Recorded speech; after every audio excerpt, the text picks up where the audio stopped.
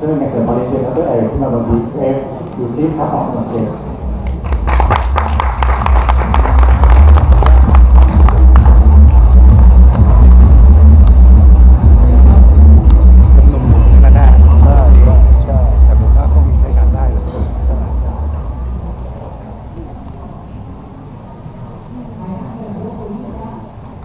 Good morning,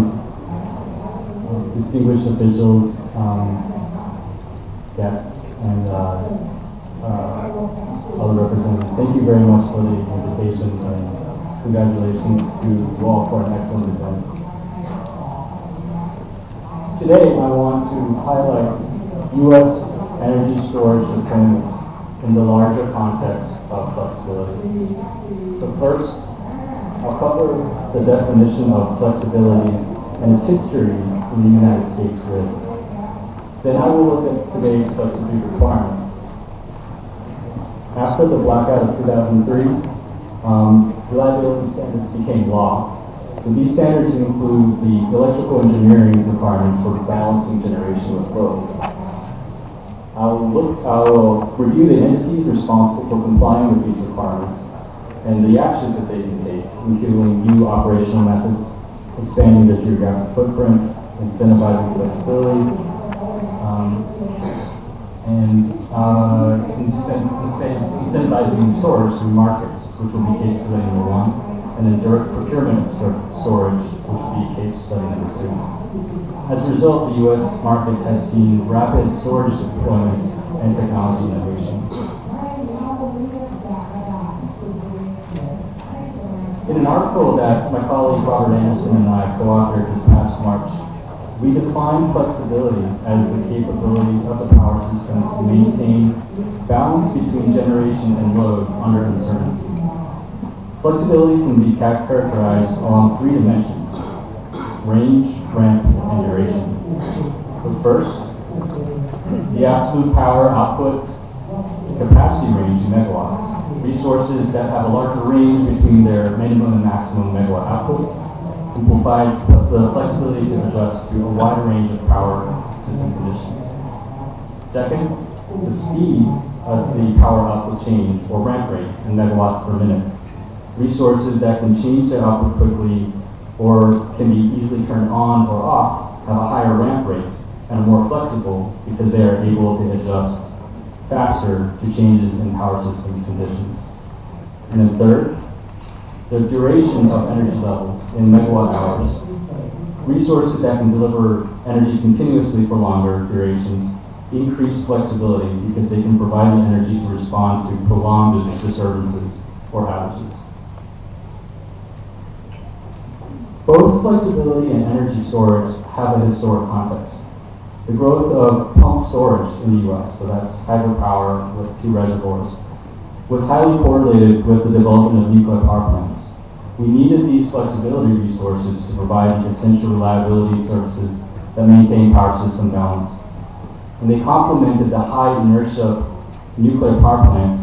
and allowed them to operate at high efficiencies given the way demand cycles throughout the day. Now, today's electricity grid is characterized by rapid innovations in all phases of generation, delivery, and consumption. Electric vehicles, demand response, and energy efficiency have changed consumers from passive customers to active market participants. Decreases in prices for wind and solar generation have changed the way power is delivered, and the emergence of new technologies for optimizing power delivery, especially energy storage, create new solutions for system operators to respond to these changing needs. Because many of these improvements and changes are difficult to predict,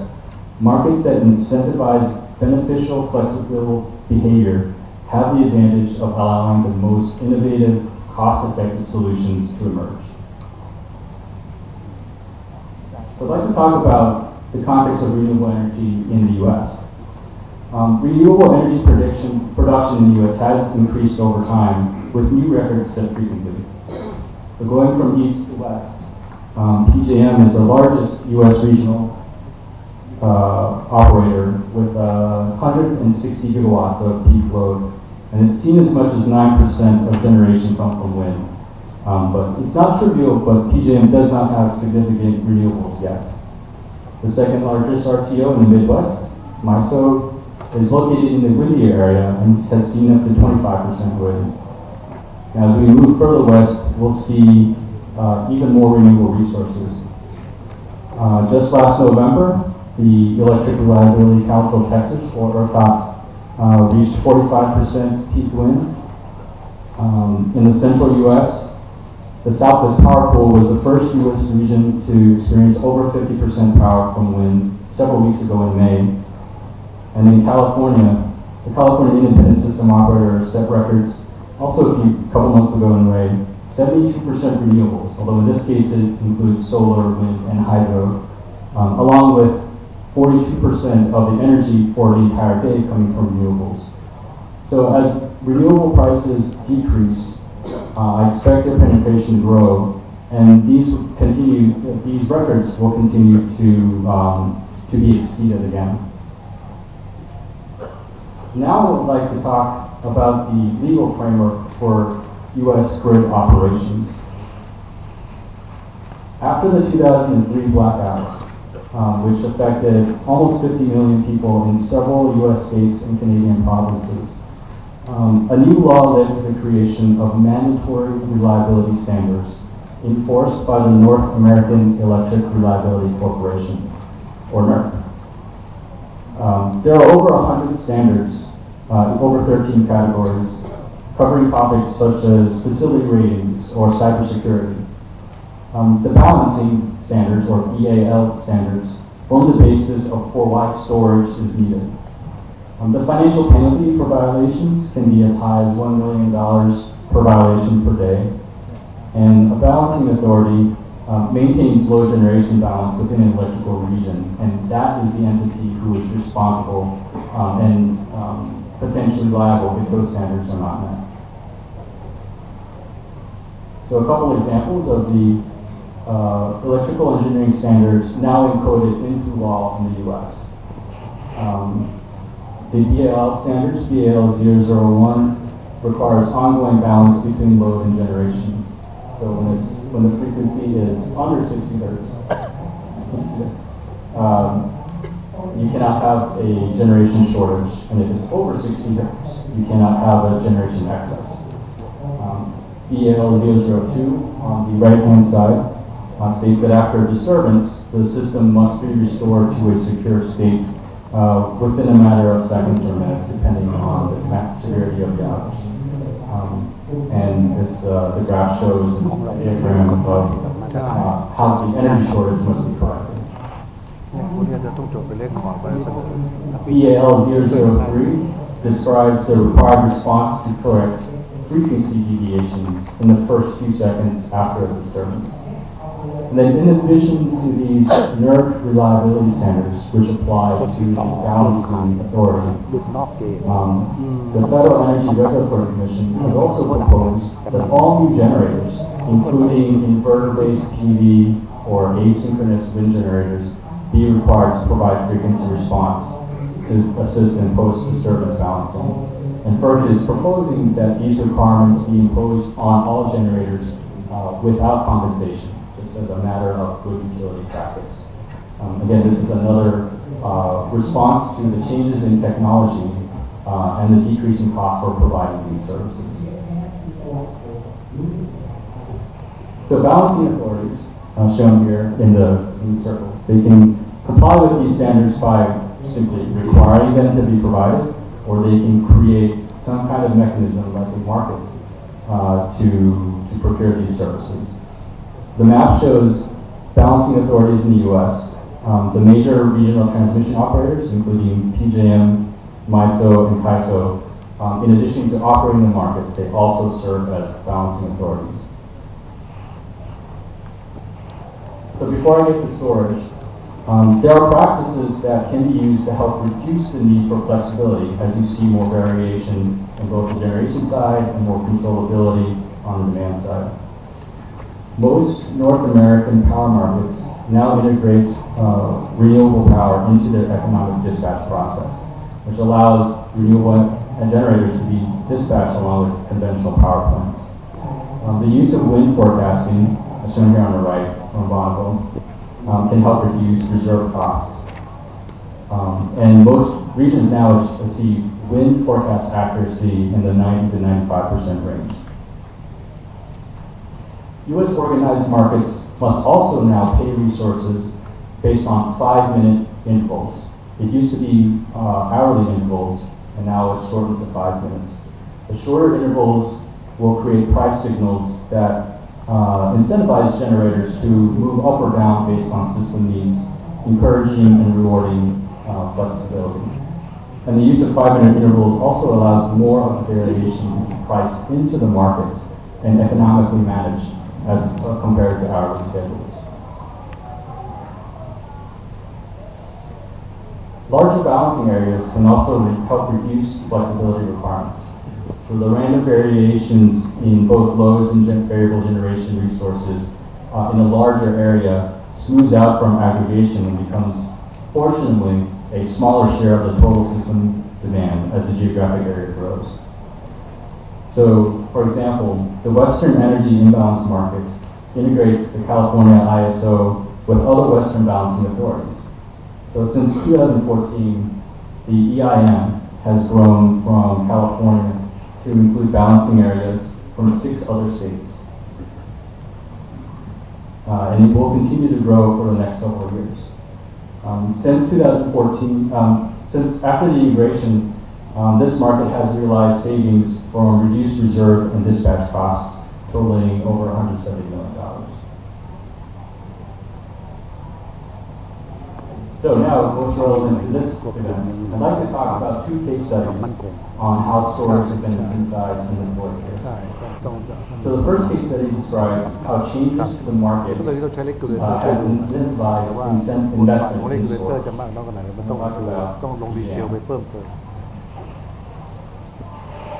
So in these graphs compare how resources respond to the frequency regulation signal from the system operator. So in blue, the blue signal is how the resource actually responded. The green signal is what the system operator requested. And as you can see, the resource on the left, I think this is a steam turbine, is less accurate than the resource on the right. Prior to this change, both resources would have been paid the same amount. And in 2011, there was a new order from the Federal Energy Regulatory Commission that required operators to pay based on the actual performance delivered. So after this order, the resource on the right would be paid for. But these new performance-based payment created a business case for storage. Over time, batteries have displaced other resources in providing frequency regulation and now provide almost half of this service in PJM. So as you can see, in 2012, coal was supplying almost 30%, more than 30% of the service. And I think this might have been a coal steam unit on the left. Given the new performance-based payments, independent developers built more than 200 megawatts of storage between 2013 and 2015. There's some criticism that PJM may have been too successful, as the region may have already attracted more storage than is necessary for its frequency regulation requirements. The second case study describes how, because of an urgent reliability situation, electricity storage was procured in a very short time period. So near Los Angeles, the Aliso Canyon Natural Gas Facility stores gas underground for delivery to electric generators in Southern California. In October 2015, a leak was discovered in the facility, and the facility's operations were curtailed. Aliso Canyon delivers natural gas to 9.5 gigawatts of capacity, which is about 40% of the generation in this area.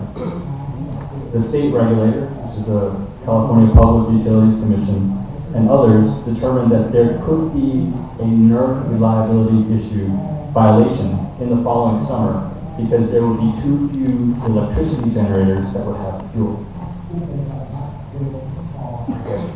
So in May 2016, the CPUC approved a plan for the electric utilities in the area, Southern California Edison and San Diego Gas and Electric, to buy a combination of short and long duration energy storage. In about 7 months, the utilities were able to issue a request for proposals, award contracts, and install and commission almost 100 megawatts in new energy storage facilities. And this is a combination of very short duration batteries installations like in frequency regulation, like in PJM, but most of it is long duration in the 4 to 6 hour range.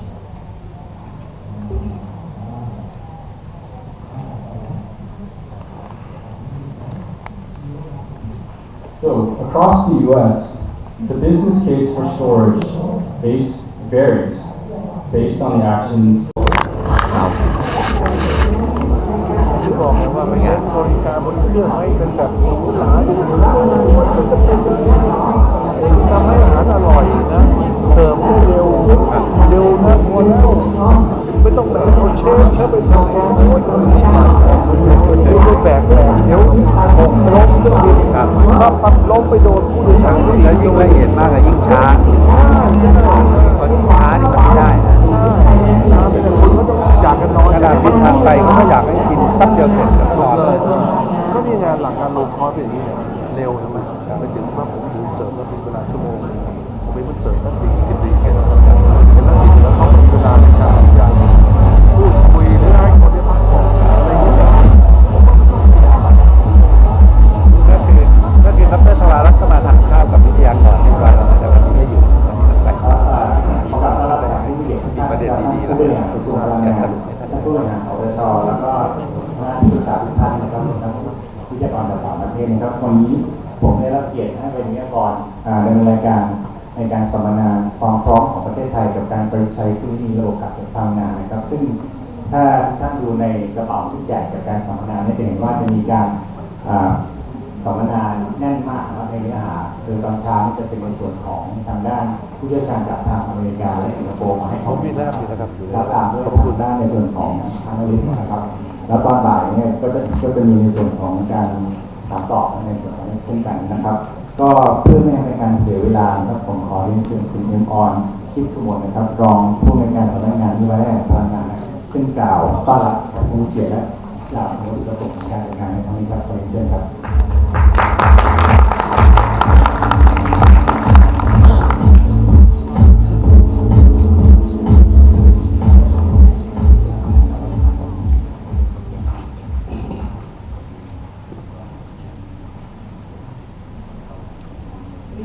ท่านผู้ช่วยรัฐมนตรีประจำกระทรวงพลังงาน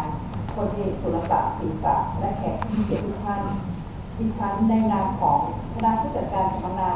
ขอบพระคุณท่านที่กรุณาให้เกียรติมาเป็นประธานในพิธีเปิดการสัมมนาความพร้อมของประเทศไทยกับการประยุกต์ใช้เทคโนโลยีและระบบกักเก็บพลังงานในวันนี้สืบเนื่องจากนโยบายกระทรวงพลังงานที่มุ่งเน้นการพัฒนาการใช้พลังงานของประเทศไทยไปสู่ Energy 4.0 โดยมุ่งเน้นนวัตกรรมที่กรอบแผนงาน4ด้านได้แก่ 1. Firm Renewable Energy 2. Electric Vehicle 3. Smart City Smart Grid และ 4. Energy Storage โดย Energy Storage เป็นนวัตกรรมที่มีประสิทธิภาพสำหรับประยุกต์ใช้ร่วมกับการระบบผลิตไฟฟ้าพลังงานจากแหล่งพลังงานทดแทนยานยนต์ไฟฟ้าและเมืองอัจฉริยะเพื่อเพิ่มเสถียรภาพการผลิตและการใช้พลังงานของประเทศในปีพ.ศ. 2559 คณะกรรมการกองทุนเพื่อส่งเสริมการอนุรักษ์พลังงานมีมติอนุมัติงบประมาณ765 ล้านบาทให้สำนักงานนโยบายและแผนพลังงานหรือสนพ.จัดทำโครงการสนับสนุนการศึกษาวิจัยพัฒนาเทคโนโลยีระบบกักเก็บพลังงาน Energy Storage System ภายในระยะเวลา 2 ปี โดยมีวัตถุประสงค์หลักเพื่อสนับสนุนให้เกิดการประยุกต์ใช้เทคโนโลยีกักเก็บพลังงานในด้านต่างๆโดยนำร่องการใช้งานในด้านความมั่นคงและภัยพิบัติด้านอุตสาหกรรมและยานยนต์ไฟฟ้าตลอดจนการสร้างความเข้มแข็งด้านการวิจัยและพัฒนาเทคโนโลยีระบบกักเก็บพลังงานตลอดห่วงโซ่คุณค่าเพื่อสร้างฐานการพัฒนาเทคโนโลยีระบบกักเก็บพลังงานให้มีความเข้มแข็งและแข่งขันได้ในระยะยาวโดยได้มอบหมายให้สำนักงานพัฒนาวิทยาศาสตร์และเทคโนโลยีแห่งชาติหรือสวทช.เป็นผู้บริหารจัดการโครงการในระยะเวลาที่ผ่านมาตั้งแต่เดือนตุลาคม 2519 สวทช.ได้เปิดรับข้อเสนอโครงการและจัดกระบวนการพิจารณาโดยคณะทำงานกำกับงานวิจัยพัฒนาเทคโนโลยีระบบกักเก็บพลังงาน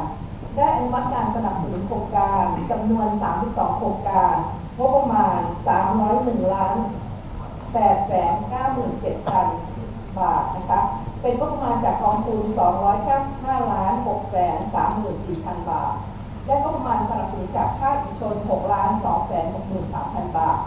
ดังนั้นเพื่อให้ทิศทางและแนวทางในการดำเนินงานต่อไปมีความชัดเจนยิ่งขึ้นสทช.จึงร่วมมือกับสวทช.จัดสัมมนาในครั้งนี้เพื่อสำรวจองค์ความรู้เกี่ยวกับเทคโนโลยีนโยบายมาตรการส่งเสริมและทิศทางการลงทุนในอุตสาหกรรมด้านระบบกักเก็บพลังงานที่มีอยู่ในปัจจุบันทั้งในประเทศและต่างประเทศและแลกเปลี่ยนประสบการณ์ด้านการวิจัยพัฒนาการกำหนดนโยบายและมาตรการส่งเสริมด้านระบบกักเก็บพลังงานเพื่อเป็นกรณีศึกษาและแนวทางปฏิบัติสำหรับการประยุกต์ใช้ในประเทศไทยโดยเชิญผู้เชี่ยวชาญจากต่างประเทศนะคะทั้งสหรัฐอเมริกาและประเทศสิงคโปร์มาบรรยายให้ความรู้รวมทั้งจัดเวทีเสวนาโดยเชิญผู้เชี่ยวชาญด้านเทคโนโลยีผู้แทนจากหน่วยงานด้านการกำกับนโยบายและผู้แทนจากภาคอุตสาหกรรมในประเทศมาแลกเปลี่ยนความรู้และวิจัยร่วมกันเพื่อหารือบริบทการพัฒนาเทคโนโลยีระบบกักเก็บพลังงานที่เหมาะสมกับประเทศไทยต่อไปวันนี้ได้เวลาสมควรแล้วขอเรียนเชิญท่านผู้ช่วยรัฐมนตรีประจำกระทรวงพลังงานกล่าวเปิดการสัมมนาและการแข่งขันพิเศษเรื่องเทคโนโลยีระบบกักเก็บพลังงานภายใต้การขับเคลื่อนนโยบาย 4.0 ของประเทศไทยขอเรียนเชิญค่ะ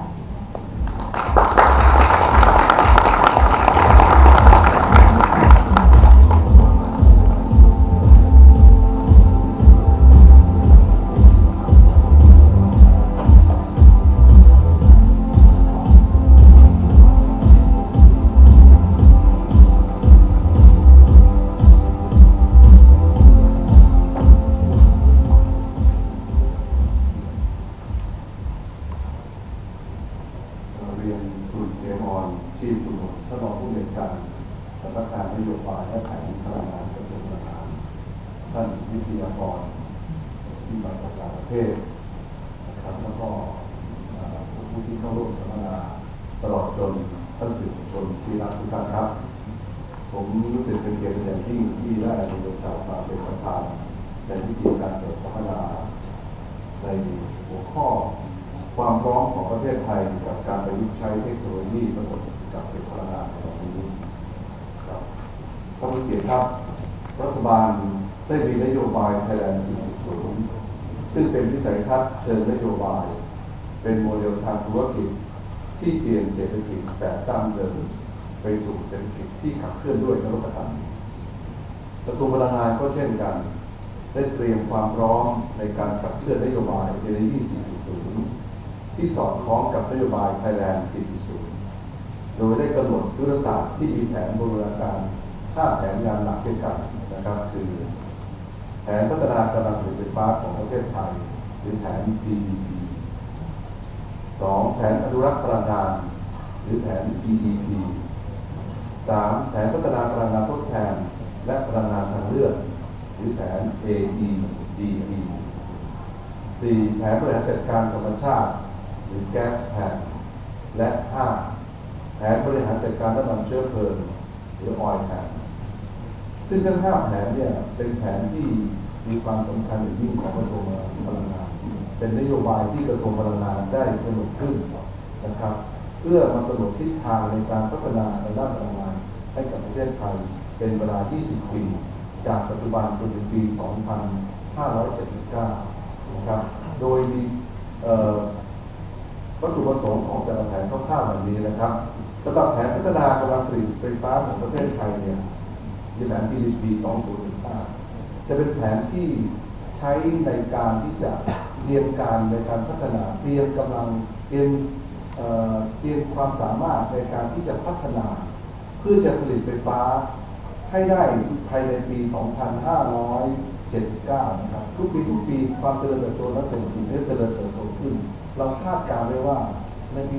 2579 เนี่ยเราจะต้องใช้พลังงานถึงประมาณ 70,000 กว่าเมกะวัตต์ปัจจุบันนี้เราใช้ประมาณ 30,000 กว่าเมกะวัตต์นะครับปีนี้ปีก็ได้ความเจริญเติบโตเกิดขึ้นมีสิ่งอะไรอำนวยความสะดวกอุตสาหกรรมต่างๆเพิ่มขึ้นการพัฒนาประเทศสูงขึ้นเพราะฉะนั้นการใช้ไฟฟ้าจะต้องสูงขึ้นเช่นเดียวกันประมาณ 70,000 เมกะวัตต์เพราะฉะนั้นประเทศไทยจะต้องทำยังไงเพื่อให้มีพลังงานไฟฟ้าเพียงพอต่อการใช้ไม่ได้ 70,000 เมกะวัตต์กระทรวงพลังงานก็ต้องวางแผนนะครับในการที่จะใช้เชื้อเพลิงในการที่จะมาผลิตไฟฟ้าขึ้นนะครับและก็กำหนดสัดส่วนในการใช้เชื้อเพลิงนั้นก็ต้องมีการกำหนดสัดส่วนที่ดีด้วยไม่ใช่ว่าไปใช้พลังงานฟอสซิลอย่างเดียวหรือใช้แก๊สอย่างเดียวหรือใช้พลังงานทดแทนอย่างเดียวมันไม่ใช่เพราะต้องผสมผสานกันเพื่อเกิดความมั่นคงและมั่นคงนะครับแล้วก็ความยั่งยืนของด้านพลังงานเพราะฉะนั้นเนี่ยในตรงนี้กระทรวงพลังงานก็ต้องกำหนดว่าเราจะใช้สัดส่วนของแต่ละอย่างอย่างไรเช่นปัจจุบันนี้เรามีใช้พลังงานจากฟอสซิลมากหน่อยพลังงานจากแก๊สใช้จากแก๊สมากหน่อยนะครับประมาณเราใช้แก๊สประมาณ 60% ในการผลิตไฟฟ้าเราก็จะพยายามอยากจะเอาพลังงานทดแทนเพิ่มขึ้นหรือทรัพยากรอื่นเช่นเราอยากจะนำถ่านหินมาใช้นะครับเพื่อในการพัฒนาเพราะสัดส่วนในการใช้ถ่านหินประเทศไทยตอนนี้ยังน้อยมากแค่ 14% ประเทศในยุโรปหรือประเทศที่พัฒนาแล้วเนี่ยเขาใช้กันเป็นถึง 40% จีนใช้พลังงานจากถ่านหินเชื้อเพลิงถึง 60% นะครับประเทศไทยเราเป็นน้อยแค่ 14% เองนะครับซึ่งเราก็อยากจะพัฒนาอยากให้ใช้เพิ่มขึ้นแต่ด้วยความไม่เข้าใจหรือความที่ยังให้ความรู้ไม่เท่าให้กับประชาชนในพื้นที่ไม่ดีนักหรืออะไรก็ตามเนี่ยทำให้การใช้ถ่านหินเนี่ยมันจะไม่เป็นไปตามที่รัฐบาลต้องการนะครับเช่นโรงไฟฟ้าที่กระบี่ต้นนะครับทุกวันนี้เราก็ยังไม่สามารถที่จะทำได้นะครับอันนี้มันเป็นหน้าที่ที่รัฐบาลจะต้องวางแผนในการพัฒนาพลังงานที่เกิดขึ้นเพื่อเตรียมพร้อมต่อความเจริญเติบโตของด้านเศรษฐกิจทางด้านประเทศครับ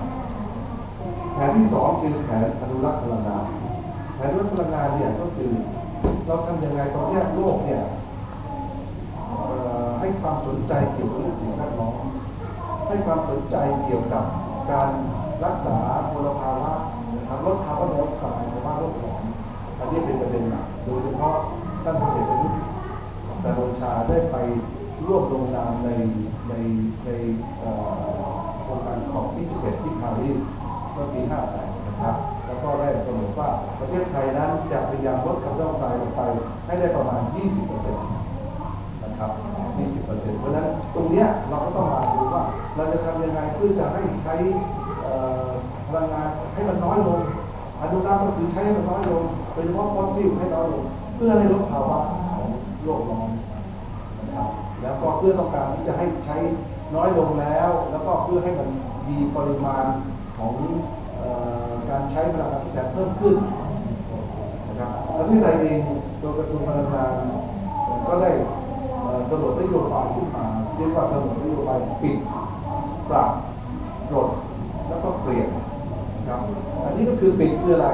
ท่านปิดไฟหน่อยละกันนะครับเวลาท่านไปทานข้าวทำงานแล้วเลิกเที่ยงไม่ได้ใช้งานปิดหน่อยปิดไฟไปสักดวง2 ดวง 3 ดวงก็ช่วยกันไปปิดไฟบ้างหรือยังจะไม่ได้ใช้งานปรับแอร์ของท่านในตอนที่ท่านเปิดที่14 25ปรับท่านที่15หรือที่16ก็ได้นะครับเพราะว่าตอนเช้าเราเปิดเป็นที่แล้วพอเราไปตอนเด็กสายหน่อยเราก็เปิดปรับลงไปนิดนึงเพื่อให้ลดการแอร์ความเย็นมันใช้ได้อยู่นะครับก็อย่างนี้อาคารต่างๆเนี่ยก็จะมีอาคารลดมลภาวะหรือลดแสงแดดและอะไรต่างๆทำให้การสะท้อนความร้อนของไฟมันดีขึ้นจะปรับอุณหภูมิลงมาที่25หรือ26 องศาลดก็คือเวลาท่านเสียบปลั๊กอากาศร้อนแล้วมันร้อนแล้วไม่ได้ไปแช่อยู่บนดึงออกถึงแม้ว่าจะเป็นวอร์มก็ตามก็กินไฟนะครับ กดออกไปเมื่อเลิกใช้แล้วกดทีวีเลิกใช้แล้วดึงออกจากบ้านกดปลั๊กทีวีทั้งหมดออกจะได้ไม่ต้องเข้าไฟจะได้ไม่ต้องกินไม่ต้องกินก็ไปดูเครื่องนะครับสุดท้ายคือเปลี่ยนก็คือปัจจุบันนี้หลอดไฟเนี่ยเรานิยมใช้หลอดไฟ LED เพิ่มขึ้นนะครับหลอดไฟฟลูออเรสเซนต์หรือหลอดไฟที่เป็นไส้เนี่ยมันกินไฟมากนะครับเดี๋ยวนี้หลอดไฟ LED แค่7 วัตต์จะมีกำลังออกเท่ากับหลอดไฟ40 วัตต์อะไรที่เป็นต้นนะครับเปลี่ยนตรงนี้แต่ว่ามันอาจจะแพงนะครับจะแพงขึ้นหน่อยแต่ว่ามันใช้เวลาพูดถึงระยะยาวแล้วมันน่าจะคุ้มกว่าแต่สิ่งที่เราได้ก็คือว่ามันช่วยให้รู้มันช่วยประหยัดไปหน่อยนะครับแผนที่3คือแผนพัฒนาพลังงานทดแทนและพลังงานทางเลือกคือแผน JEDP ก็คือแผนการใช้พลังงานทางเลือกต่างๆเช่นใช้แสงแดดใช้ลมนะครับหรือว่าใช้พืชพลังงานชีวมวลอันนี้เป็นต้นหรือชีวภาพเป็นต้นมาใช้ในการช่วยผลิตไฟฟ้านะครับปัจจุบันนี้เราในแผนของเราเนี่ยเรามีแผนว่าเราจะใช้พลังงานทดแทนประมาณ 30%นะครับของท่านอาจจะได้ยินที่ท่านนายกเคยบอก 40%นั่นคือท่านอาจจะพูดไปก่อนว่าแนวโน้มแต่ว่าในแผนหลักที่กระทรวงพลังงานวางไว้นั่นคือเราจะพยายามใช้พลังงานทดแทนประมาณ 30%ปัจจุบันนี้เราก็แบ่งคนละ 30% นั้นก็แบ่งอะไรบ้างมีพวกโซล่านะครับมีพวกขยะนะครับมีพวกชีวมวลต่างๆซึ่งตรงนี้ก็กำลังมีการให้นโยบายแล้วก็ให้มีการเปิดประมูลกันเพื่อให้ภาคเอกชนต่างๆได้เข้ามาใช้นะครับมาใช้โซล่าตอนนี้ก็มีโซล่ารูฟท็อปด้วยเพื่อให้ผู้ที่มาสนใจอยากจะใช้ไฟฟ้าทำโซล่ารูฟท็อปโดยใช้ภายในบ้านของตัวเองก็สามารถจะใช้โครงการโซล่ารูฟท็อปได้นะครับอันนี้ก็เพื่อต้องการที่จะสนับสนุนนโยบายการใช้พลังงานทดแทนที่มาจากธรรมชาติและเป็นพลังงานที่สะอาดเพื่อการลดการใช้พลังงานจากฟอสซิลลงนะครับแผนต่อไปคือแผนบริหารจัดการก๊าซธรรมชาติหรือแก๊สแทนแล้วก็แผนบริหารจัดการน้ำมันเชื้อเพลิงออยล์แทนนั้นก็เป็นที่ทราบดีอยู่แล้วว่าประเทศไทยนั้นก็มีทรัพยากรธรรมชาติทางก๊าซและน้ำมันอยู่ในทั้งอ่าวไทยและบนบกนะครับแต่จริงแต่มันทุกวันนี้ทั้งสองทรัพยากรเนี่ยมันก็ต้องมีหมดไปแน่นอนนะครับเราก็พยายามจะรักษาเอาไว้ให้ใช้ให้น้อยที่สุดใช้พลังงานธรรมชาติให้มากขึ้นใช้2 ตัวนี้ให้มากให้น้อยที่สุดเพราะว่าถ้าเราใช้มากขึ้นเดี๋ยวลูกหลานก็ไม่ได้ใช้พวกเราสบายกันครับแต่ต่อไปลูกหลานก็ต้องมาได้ลำบากกันแล้วเก็บไปค่อยๆใช้เล็กน้อยใช้เท่าที่จำเป็นนะครับและนอกจากใช้ที่จำเป็นแล้วการเจาะแสวงหาทรัพยากรธรรมชาติทั้ง2 ตัวนั้นไม่ว่าจะเป็นบนบกหรือในอ่าวไทยก็ตามเราก็จำเป็นต้องขณะนี้ทางบริษัทปตท.จำกัดมหาชนก็ได้มีการไปลงทุนต่างประเทศเพื่อไปร่วมในการลงทุนในการที่สำรวจและผลิตพวกก๊าซธรรมชาติพวกนี้หรือน้ำมันจากประเทศข้างนอกนะครับก็ประเทศไทยเพื่อไปเอาทรัพยากรของเขามาให้นะครับอันนี้ก็เป็นนโยบายอันหนึ่งที่รัฐบาลก็ให้แนวทางในการส่งเสริมเพื่อให้เกิดการนำทรัพยากรที่เราจำเป็นต้องใช้จากภายนอกเอามาใช้ภายในมันอาจจะแพงขึ้นนิดนึงระหว่างการขนส่งต่างๆแต่ต้องเป็นเรื่องของการเจรจากับธุรกิจการค้าซึ่ง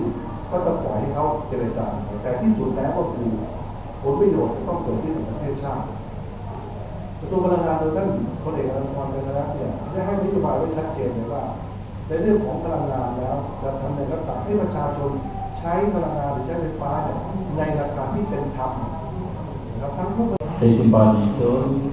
the state, or the regional transmission operator in any particular location. As this map shows, though, storage tends to be installed in areas where one or more of these conditions exist. We have high market prices, state targets for storage deployment, or utility procedures for including storage in their planning process. So certain markets like PJM, the right with the many red circles showing battery storage, they pay high prices for storage services like frequency regulation, so that they're shaded in darker blue. And that's where you see the battery-based shorter duration installations tend to occur. PJM created a new market that rewarded faster, more accurate resources, and these financial signals led to rapid storage deployment in that region.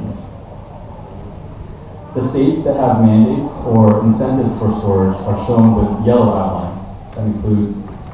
California, Oregon, Nevada, Massachusetts, and New Jersey on the right. In places where market prices alone are not enough to support storage investment, these state requirements can motivate direct procurement and provide enough financial support for new installations. And then finally, many utilities are beginning to evaluate storage as part of their long-term plan. So those are the diagonal yellow lines. While most of these utilities are still in planning stages, the California utilities have found that an open all-technology competition, in those competitions, storage can be selected as the least cost option for meeting reliability needs. California allowed competitive direct procurement of storage to meet an urgent need, and those procurements led to over 100 megawatts of storage deployed in 7 months. In addition to the Elisa Canyon example, California also has behind-the-meter incentives and a storage mandate.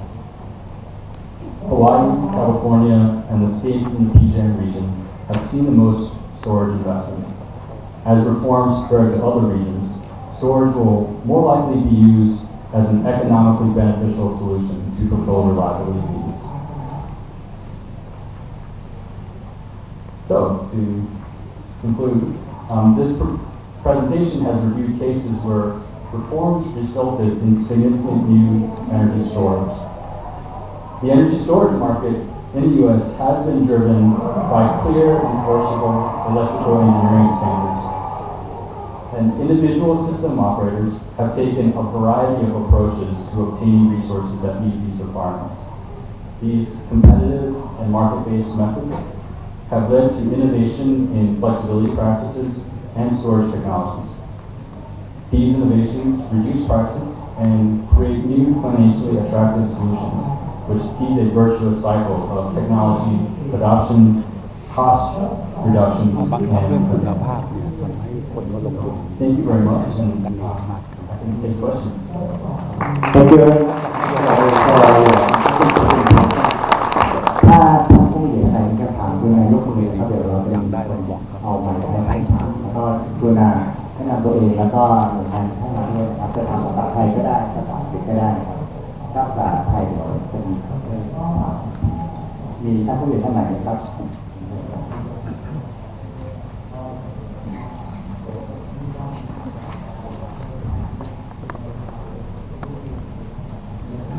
What are the process in the incentives scheme that the PJM or other service providers are putting in? That how do they actually come up with all those incentives, and what are the process in order to get to those schemes? Okay. By the way, มาจากสทช. I'm from Pinhan Hong Kong from NASA. So in PJM's case, I would call it a new market price rather than an incentive. Because an incentive implies that you're paying for something that would not otherwise be financially beneficial. The process to this new market price involves almost a year and a half of discussions with the utilities, the market operators, and the regulators. So I was sitting in conference rooms, much like this one, with actually some of our next speakers, colleagues, doing analysis and saying, what if we change a signal to do this? What if we pay based on what a natural gas generator would have did, or should we pay based on the actual cost for an energy storage device? So these are debates that took place over 14 to 16 months. And I'll say sort of unofficially, as you can see, you saw my graph, when you are changing the market rules, there will be beneficiaries like energy storage, and there will be people who will receive less revenue. I don't want to call them losers because they were redispatched to other things. I think we were somewhat fortunate through this process that the representatives from the coal-owning utilities did not regard this process as very important. So they kind of let us proceed with our reforms. And I'll say that's enough about that. But it was a long stakeholder process with careful considerations for the technical benefit of how energy storage should be used, which resulted in the market reform. Thank you very much. So มีคำถามไหมครับจากทางออนไลน์ครับเราขอถามคำถาม So I have a question for you, quick one. I think you show the example specifically for the utility company. But before that, I think there's a difference in US and Thai market. Is that for the US is free market, but in Thailand it's actually monopoly at the moment. In terms of the I'm not commenting. So from the generation and also for the distribution. So it's really different. Now I think in the past we share experience regarding whether back way before the US whether it's actually monopolized and then privatized regarding the utility company and how that changed and what it takes in terms of trying to achieve the goal for the future. Can I ask to clarify, are you asking for? I think in the US whether in a long time ago whether it has been monopolized by a major electric company or has been privatized for a long time. Yes. And there are still there are still many regions in the U.S. that are operated as regulated monopolies. And they are also deploying energy storage. Not as quickly as the deregulated areas, but I think, so California is actually a hybrid between the fully deregulated and monopoly because the utilities still have direct responsibility for procuring sufficient generation even if they don't own it. And so I think if your objective is the most reliable, lowest cost power, you can achieve that through the market structures like you saw in PJM, or you can create a new evaluation process that instructs a monopoly utility to say that you must consider all new resources, not just the traditional resources that you have been building before. So I don't think I answered a slightly different question. And if nobody asked me, maybe ask me what you I think how about the role of RFP when we know portfolio that it come into the utility as well into what are both regulated and unregulated market. Yeah, I think the RFP makes the most sense in the case where you have a customer for the service, whether it's energy or whether it's the entire package of energy capacity. So there was California examples of RFPs, but there's also similar examples from Hawaii and other states. And I think one of the things that's beneficial about this legal structure is that first you start with a very clear, legally enforceable electrical engineering requirement. So if that's very clear, then you can build an RFP that is also very clear. And then from there, if you have a clear RFP, then you will attract many easy to compare bidders. And so one of the examples I didn't mention, but in Hawaii, since 2010, their standard renewable RFP allowed for a bonus. So they would say that the renewable PPAs say we pay you one price if you provide wind power at this location. But if you provide wind power that can be controlled, you can have a certain maximum rate. You cannot change too fast. You have to be somewhat controllable. Then you can get paid a bonus. And so that incremental payment listed in our RFP created a business case for several storage installations in that state. Last question I have. So I think I'm very interested in the Actually, you see that after the blackout, there are energy act in 2005, and that has included a penalty. I know that penalty in the case of Thailand may not be favorable in many cases. How can the U.S. government or actually the regulator enforce that one? Because you mentioned that you have to talk with many big companies like in this room also. Can you share that? So we'd like to know how a penalty gets enforced. Okay. The NERC, the North American Electric Reliability Corporation, they can enforce a penalty through random audits. So they will randomly go and inspect the utility. There are also standard compliance reports. So, for example, if you have a transmission facility misoperation, that has to be reported into the database. If you don't report it for some period of time, NERC will know, and that's something that can be enforced. And a lot is incident-based. So there was an incident where a utility in the Washington, D.C. area blacked out the Federal Energy Regulatory Commission. Of course,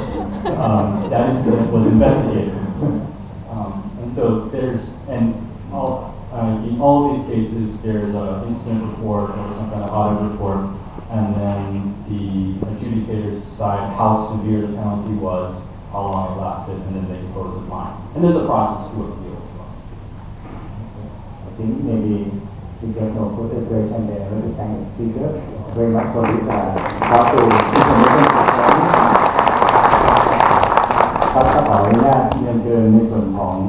ท่านวิทยากรท่านต่อไปเนี่ยจะเป็นดร. เซเลสโกนะครับซึ่งท่านเป็น Principal Consultant from DNPGL Marketing Energy Storage ประเทศสิงคโปร์ครับก็ขอเรียนเชิญครับ So Dr. Seles, the floor is yours.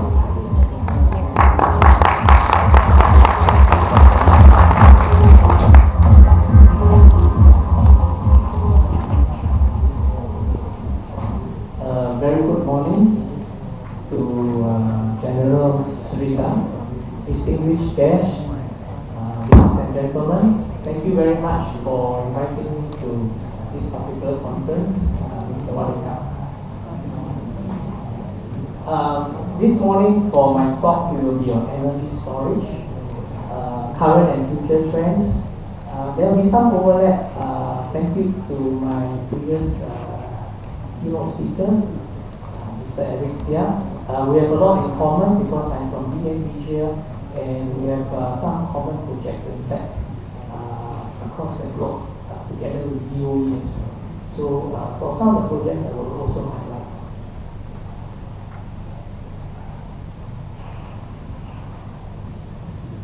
For presentation topics today, first and foremost,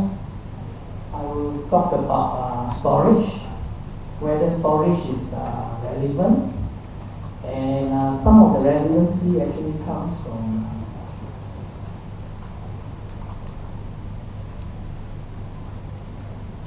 from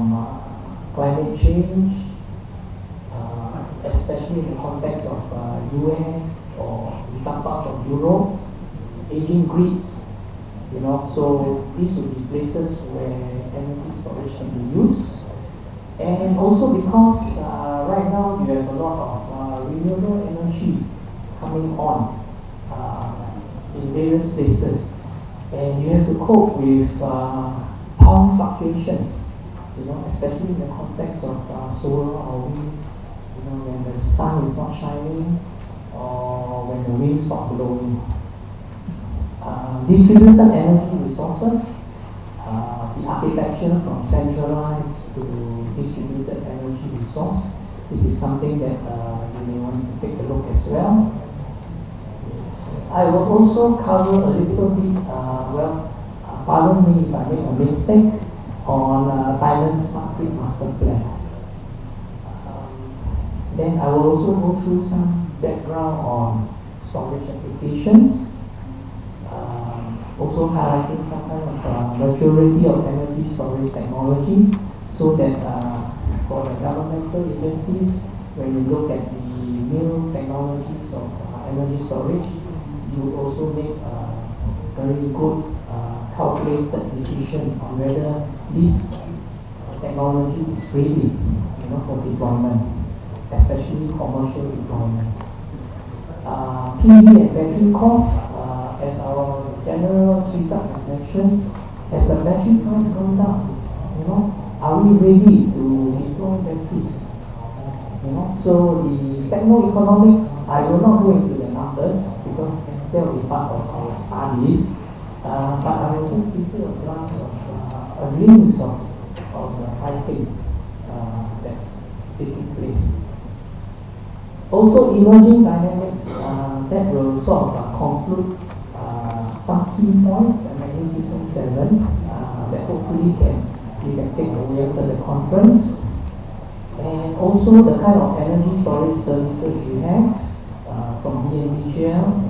And finally on grid store. Basically, this is available from our website, about 150 pages of handbook on safety, operations and performance, which is very important because you may go into energy storage, you may go into new technology, but where are the standards? You need a benchmark for that.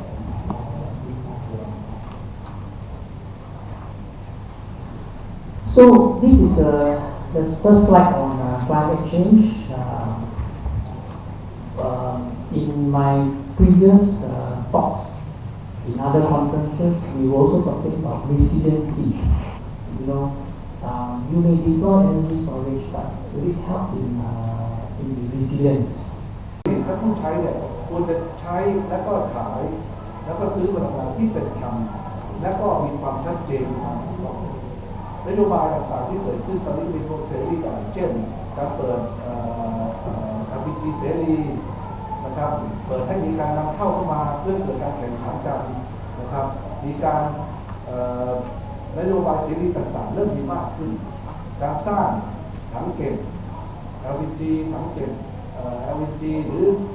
อถังเก็บน้ำมันต่างๆให้เอกชนมีส่วนร่วมในการที่จะมาใช้ด้วยกันเพื่อเกิดการแข่งขันแล้วในที่สุดแล้วเมื่อเกิดการแข่งขันเรามีความคิดว่าจะทำให้มันมีราคาลดลงเมื่อลดลงผู้ที่ได้ประโยชน์ก็คือประชาชนนะครับอันนี้ก็คือเป็นนโยบายที่ท่านนายกรัฐมนตรีเนี่ยได้มีนโยบายตลอดว่าจะต้องทำยังไงให้ประชาชนมีความสุขแล้วก็มีชีวิตที่ดีขึ้นและมีความมั่นคงและมีเศรษฐกิจที่ดีขึ้นใช้ของให้ถูกนะครับใช้ของให้ถูกแต่ว่าถูกนั่นหมายความว่าต้องดีด้วยนะครับไม่ใช่ถูกก็ไม่ดีนะครับอันนี้ก็เป็น5แผนงานหลักที่รัฐบาลได้วางแผนทั้งหมดเนี่ยต้องมีการขับเคลื่อนเพื่อไปสู่อะไรเป้าหมายของรัฐบาลเป้าหมายของกระทรวงการคลังคือเพื่อเกิดความมั่นคงมั่งคั่งและยั่งยืนให้กับประเทศนะครับของประชาชนอันนี้ก็คือวัตถุประสงค์หลักของประเทศแล้วมาตรการต่างๆที่จะต้องมีขึ้นต่อนี้ไปก็ดีนะการที่จะขับเคลื่อนได้เนี่ยยุทธศาสตร์ต่างๆได้เนี่ยมันต้องเกิดนวัตกรรมต้องมีนวัตกรรมมีการวิจัยมีการให้เกิดโปรดักต์หรือเกิดสิ่งที่เกิดขึ้นมาใหม่ที่จะนำไปสู่ปัจจุบันนี้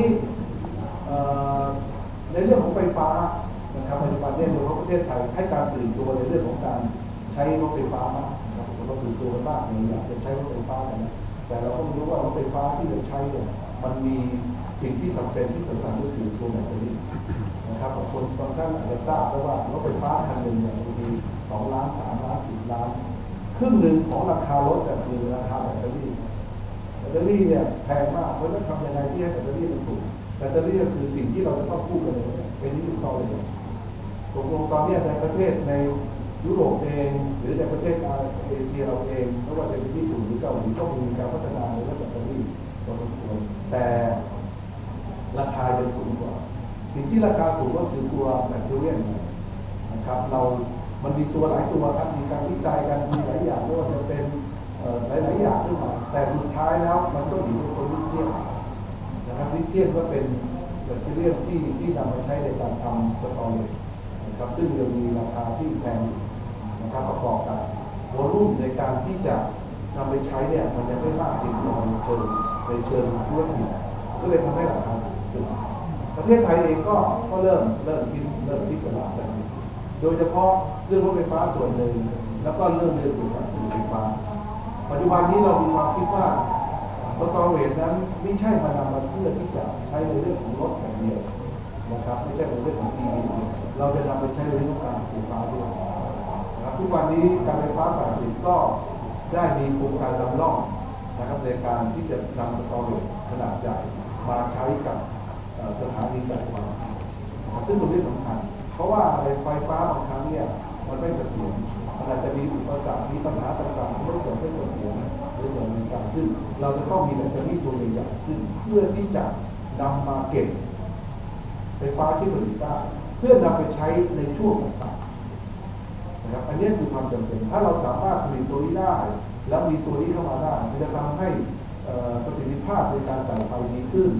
ทำให้ค่าใช้จ่ายอาจจะลดลงเพราะว่าไม่ต้องเป็นผลิตต่อเนื่องตลอดเวลาใช้น้ำมันเชื้อเพลิงอะไรต่างๆอันนี้คือสิ่งที่เราจำเป็นที่ต้องมีการให้เกิดเป็นที่ต้องเกิดขึ้นแต่การที่เกิดขึ้นได้นั้นเนี่ยก็ไม่ว่าจะเป็นประเทศที่ในอเมริกาหรือในยุโรปหรือในประเทศที่เขาเจริญและพัฒนาเขาก็มีการพัฒนาอยู่ต่อไปประเทศไทยเอง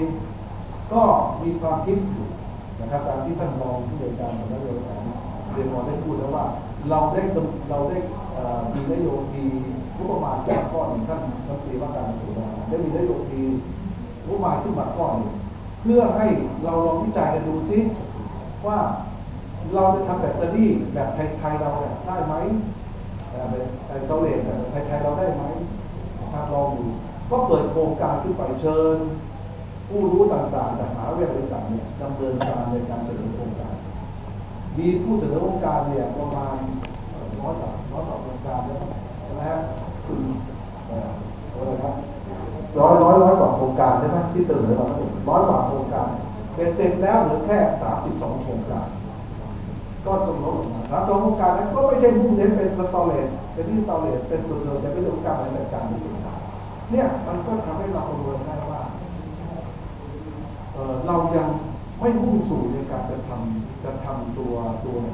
ตอเรจตัวนี้สิ่งที่สำคัญก็คือตัวแบตเตอรี่เราไม่มีคุยกันไปคุยกันมาเอกสารวิจัยกันมาเสร็จแล้วไม่พ้นนิดเดียวนะครับถึงแม้จะมีซุปเปอร์แคปจะมีรีดอกมีอะไรต่างๆเป็นของเหลวต่างๆแต่พวกนี้อีกนานกว่าจะเกิดขึ้นแต่ตอนนี้ปัจจุบันตรงนี้ก็คือเราก็มองว่าเราจะมาวิจัยกันอีกไหมเราจะมาค้นคว้ากันอีกไหมในเมื่อโลกเขามีตัวนี้ให้เราแล้วเราควรจะหยิบมาแล้วมาต่อยอดไปดีไหม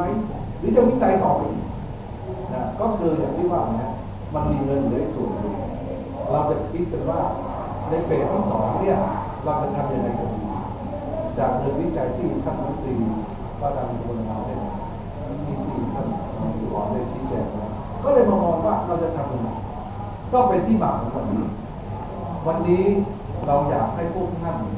นะครับได้ช่วยกันให้ความคิดกระทรวงพลังงานหน่อยช่วยบอกกระทรวงพลังงานที่ว่าประเทศไทยหรือกระทรวงพลังงานจะต้องทำยังไงกันดีต่อจากนี้ไปนะเราจะมานั่งศึกษากันอีกไหมเรายังไงในเมื่อมีให้อยู่แล้วเราเอามาต่อยอดดีไหมหรือไม่ได้ฉันเก่งฉันจะต้องแบรนด์ประเทศไทยจะต้องผลิตสตอเรจประเทศไทยของฉันอย่างนั้นหรือเปล่าอันนี้เราอยากจะให้ท่านช่วยคิดว่าเราควรจะเป็นผู้ผลิตหรือจะเป็นผู้ใช้หรือจะเป็นทั้งผู้ใช้ผู้ผลิตรวมกันแบบในไทยนะครับอย่างนี้เป็นฉันช่วยให้ความคิดเกิดวันนี้เราก็ได้มีวิทยากรจากต่างประเทศทั้งสองท่านด้วยกันนะครับซึ่งเป็นผู้ที่มีความรู้อย่างมากทั้งสองท่านมีประวัติเป็นดีเยี่ยมในการศึกษาแล้วก็มีประสบการณ์ทางด้านเป็นที่ตอนนี้เป็นอย่างดีเยี่ยมวันนี้ท่านทั้งสองเนี่ยแล้วก็วิทยากรที่มาจากประเทศไทยด้วยก็จะมาให้ความรู้ความน่าจะเป็นของเอลิสตอเรจที่น่าจะเกิดขึ้นหรือจะเป็นไปได้ในประเทศของอย่างพอได้ความรู้ปั๊บความรู้พวกท่านนะครับในการช่วยกันถามช่วยกันคิดช่วยกันเสนอความคิดให้เราในช่วงเช้าจะเป็นการชี้แจงนะครับต้นบ่ายเป็นสิ่งที่พวกท่านอยากให้ทุกท่านช่วยกันคิดนะครับช่วยกันถามเพราะคำถามของพวกท่านเนี่ยมันมีประโยชน์กับพวกเราเลยเพราะผมคิดว่าทุกคนเนี่ยมีความคิดมีความหลากหลายความคิด ให้กระทรวงพลังงานที่ในราชการคิดเองแล้วก็คิดในกรอบของราชการเราคิดแค่นั้นนะครับคิดไปในกรอบแค่นั้นเลยมันก็ไปสู่ของนวัตกรรมแต่ถ้าเกิดว่าความคิดของภาคเอกชนความคิดของคนที่มีความรู้อื่นๆหลากหลายเนี่ยนี่คือสิ่งที่เราอยากทราบและพวกท่านคือบุคลากรที่เป็นองค์ความรู้ที่เราอยากทราบท่านช่วยถามมานิดหนึ่งเพื่อเราจะได้จบเรื่องได้ครับและจะเป็นทิศทางของเราในการที่จะกำหนดว่าวงเงินที่เราเหลืออยู่เนี่ยเราจะทำต่ออย่างไรหรือไม่นะครับแล้วก็นอกจากนั้นแล้วเราก็ยังมีท่านมาจากสภาอุตสาหกรรมคุณสุวิทย์นะครับท่านสุวิทย์เนี่ยก็จะมาชี้แจงให้ฟังว่าให้สำหรับผู้ที่เป็นนักลงทุนที่บอกว่าถ้าอยากจะมาลงทุนทำแบตเตอรี่สตอเรจตัวนี้ในเมืองไทยเนี่ยบางคนเนี่ยบอกจะทำดีไหมจะไปไหวไหมนโยบายรัฐบาลเป็นยังไงไหมยังไงจะไปไหวไหมอะไรยังไงไหมแน่นอนหรือเปล่าจะทำหรือไม่ทำฉันก็ไม่รู้จะลงทุนก็ไม่กล้าลงทุนก็ลงทุนเดี๋ยวท่านสุวิทย์จะมาให้ข้อมูลกับพวกเราว่าแนวโน้มของการที่จะเกิดการตั้งโรงงานหรือการทำตัวสตอเรจตัวนี้ทิศทางของเราในอนาคตจะเป็นยังไงผมมั่นใจนะครับมั่นใจว่าต่อไปในอนาคตเนี่ยการทำสตอเรจหรือสตอเรจหรือก็จะเป็นเรื่องของรถยนต์หรือเป็นกับเป็นโรงไฟฟ้าต่างๆจะต้องมีการพัฒนาเพิ่มขึ้นไม่ใช่เฉพาะประเทศไทยประเทศเดียวเรามุ่งสู่กันจะเป็นฮับในด้านอาเซียนด้วยนะครับแต่ก็นี่สตอเรจครับในอาเซียนเพราะเรามองว่าไม่ว่าจะเป็นพม่าลาวเขมรหรือเวียดนามก็ตามเนี่ยเริ่มตื่นตัวละเริ่มตื่นตัวในการที่จะใช้พวกพลังงานทดแทนแล้วพลังงานก็คือจะเน้นแสงแดดเป็นส่วนใหญ่นะครับท่านก็ทราบว่าโซล่าเนี่ยใช้ได้เฉพาะตอนเช้า5 โมงวันหนึ่งประมาณ5 ชั่วโมงพอหลังจากนั้นไปรับเนี่ยทำไงครับตอนเย็นใช้ไม่ได้เพราะฉะนั้นมันต้องเก็บไฟไอ้ตัวเก็บเนี่ยตัวเนี้ยนะครับปัจจุบันนี้มูลค่าในการทำสตอเรจนะครับ1 เมกะวัตต์เท่ากันนะครับราคาประมาณพอๆกันนะครับ1 เมกะวัตต์ของโซล่าที่เราดูตรงนี้เป็นแผง1 เมกะวัตต์ใช้พื้นที่12 ไร่ประมาณ12 ไร่ใช้งบประมาณเกือบ40 ล้านบาทตัวสตอเรจที่จะมาเก็บไฟนะครับปัจจุบันนี้ก็ราคาประมาณใกล้เคียงกันเกือบ40 ล้านบาทอันนี้ก็40 ล้านบาทของการ80 ล้านบาทมันทำยังไงให้สตอเรจตัวนี้ถ้ามันลดลงมาได้ต่ำๆลงหน่อยเนี่ยนะครับมันต่ำขึ้นก็จะทำให้การพัฒนาด้านหรือว่าเก็บไฟต่างๆเนี่ยมันจะได้ดีขึ้นมันจะลดลงได้ก็คือคนรู้คนเยอะถ้าคนรู้คนเยอะถ้ามีคนใช้เยอะปริมาณเยอะต้นทุนก็ต่ำนะมันก็ทำให้ราคานะครับอันนี้ก็เป็นส่วนในทุนชีวิตก็คงมองที่แจกได้นะครับวันนี้ก็ผมก็ต้องขอบคุณท่านวิทยากรขอบคุณท่านผู้รู้ทั้งหลายนะครับท่านสื่อมวลชนและผู้มีเกียรติทุกท่านที่ได้กรุณาให้ความสนใจแล้วก็ให้ความสำคัญต่อการสัมมนาในครั้งนี้นะครับเป็นอันนี้ผมบอกว่าเป็นสิ่งที่กระทรวงพลังงานมีความต้องการอย่างยิ่งเพราะมันจะเป็นทิศทางให้กับเรานะครับในการที่จะพัฒนาตัวเทคโนโลยีสตอเรจการที่จะใช้เขาอย่างไรในประเทศไทยแล้วจริงๆที่อยากใช้แล้วประเทศไทยพร้อมอย่างความพร้อมมีหลายอย่างนะพร้อมทั้งความรู้พร้อมทั้งคนใช้พร้อมทั้งความเข้าใจต่างๆเราพร้อมไปอย่างเดี๋ยววิทยากรก็คงจะมาให้คำตอบท่านแล้วตอนบ่ายเราช่วยกันระดมความคิดนะครับสอบถามนะครับในโอกาสนี้ผมก็ขอขอบคุณทุกท่านที่มาร่วมกันแล้วก็ได้เวลาสมควรแล้วนะครับผมขอเปิดการสัมมนานะครับในหัวข้อความพร้อมของประเทศไทยกับการประยุกต์ใช้เทคโนโลยีระบบกักเก็บพลังงานณบัดนี้ครับ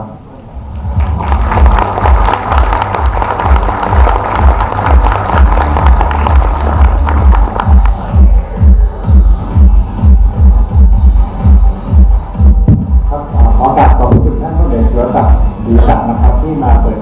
งานสัมมนาในครั้งนี้นะครับแล้วก็ได้รับความรู้นะครับความเข้าใจเกี่ยวกับนโยบายของประเทศไทยนะครับในลำดับต่อไปนี้ขอเรียนเชิญท่านผู้บริหารกระทรวงพลังงานและผู้บริหารกระทรวงของสตช.คณะที่ปรึกษาที่ดินนะครับเชิญขึ้นถ่ายรูปร่วมกันกับท่านผู้บริหารสุรศักดิ์ครับขอเรียนเชิญเลยครับ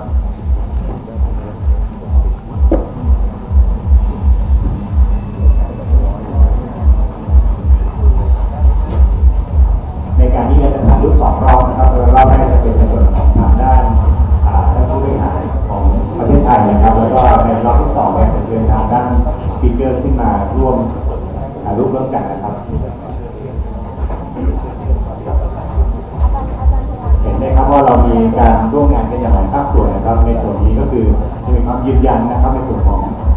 จะพัฒนาโรงกักเก็บพลังงานเนี่ยจะทำอย่างไรนะครับอย่างที่ท่านผู้บริหารตัวสั่งได้กล่าวไว้ว่า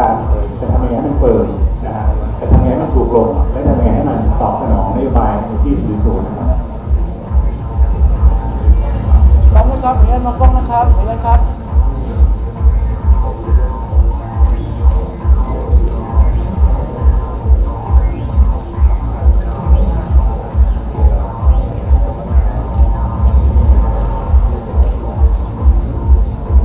ถอยครับขออนุญาตนะครับ1 2 3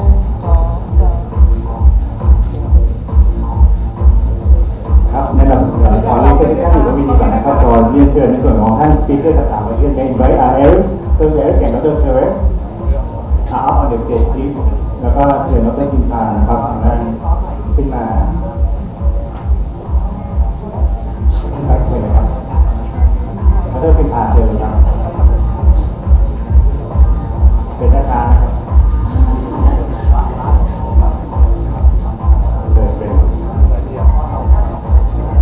เป็นโค้งนี่เลยนะอาจจะขออนุญาตซ้อนไหลหน่อยได้ไหมครับขอ จะได้ใกล้ชิด ซ้อนไหลเลยครับได้ทั้ง3ท่านครับซ้อนได้เลยครับซ้อนไหลซ้อนขอ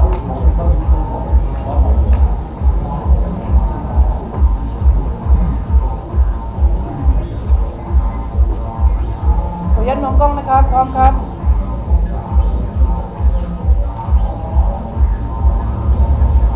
แบตเตอรี่ของเรามีที่สูงมากบริเวณนี้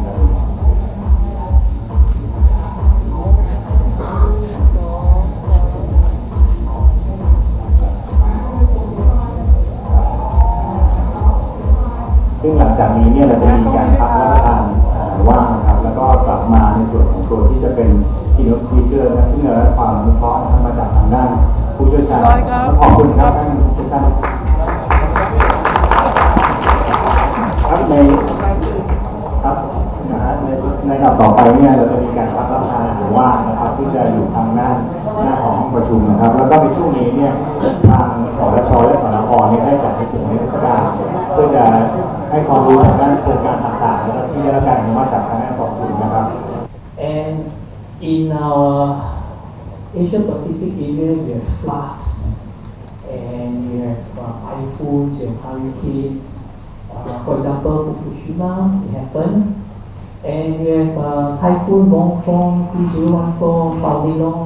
2015. Every year we are being lashed by typhoons. You know? So that will actually test the integrity of your grid. Right? Just last year, Australia had a big blackout where the interconnectors between South Australia and Victoria actually went down. So that was on 28 September. And the storm blew 22 transmission towers and the lines were damaged. There was a frequency drop. An interconnector between Victoria and South Korea, which provides a baseload to South Australia, was shut down. So we are always asking ourselves, would energy storage provide a good option for grid resilience? Yeah. As you know, just a couple of weeks ago, South Australia awarded 100 megawatt hour energy storage contract to Tesla.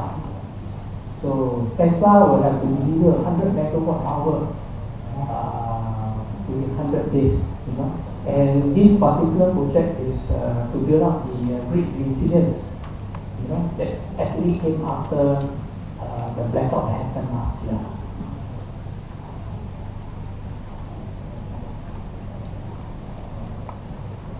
So another area that we look at would be aging grids. Well, you can see that this picture illustrates centralized power system architecture. The voltages conform to US grid code. On the bottom right hand side would be the standard voltage levels of EDAC transmission system. 500 kilovolt all the way to 69 kilovolt and operating at a frequency of 50 Hz. So for this particular picture, you can take a look is that energy storage could be deployed at power generation plants, whether traditional or renewable plants, transformer substations, as well as at the distribution level. Of interest, I'll be giving an example of energy storage being deployed at the distribution level. Because at the substation, you have your protection equipment, we could be vulnerable to variable power fluctuations.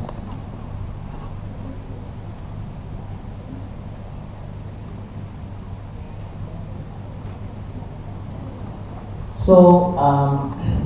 just a brief background on the Thailand's power requirement snapshots. Forgive me if I'm not updated because I got this from the website. I was speaking to your Director General at yesterday, and he was telling me that you are working on a new PDP. Because I asked him, I said, oh, I looked into the PDP and there's nothing on energy storage. So I understand that the new PDP will incorporate the energy storage inside. And I think in Asia Pacific, I'm very happy to say that Thailand is working very hard with the deployment of renewable power. Although in the slide here you see it is about 22.5% for renewables, but Dr. Dwaraf tells me that it's close to 30%, which is very remarkable for the Asia Pacific region. And I can see that your current power generation is about close to about 38 gigawatts, and by 2036 you will be requiring the need for about 49 gigawatts. So with under your PDP, with the smart grid development, which was approved 2015. We understand that IGA, PA, MEA, and educational institutions, including the private sectors,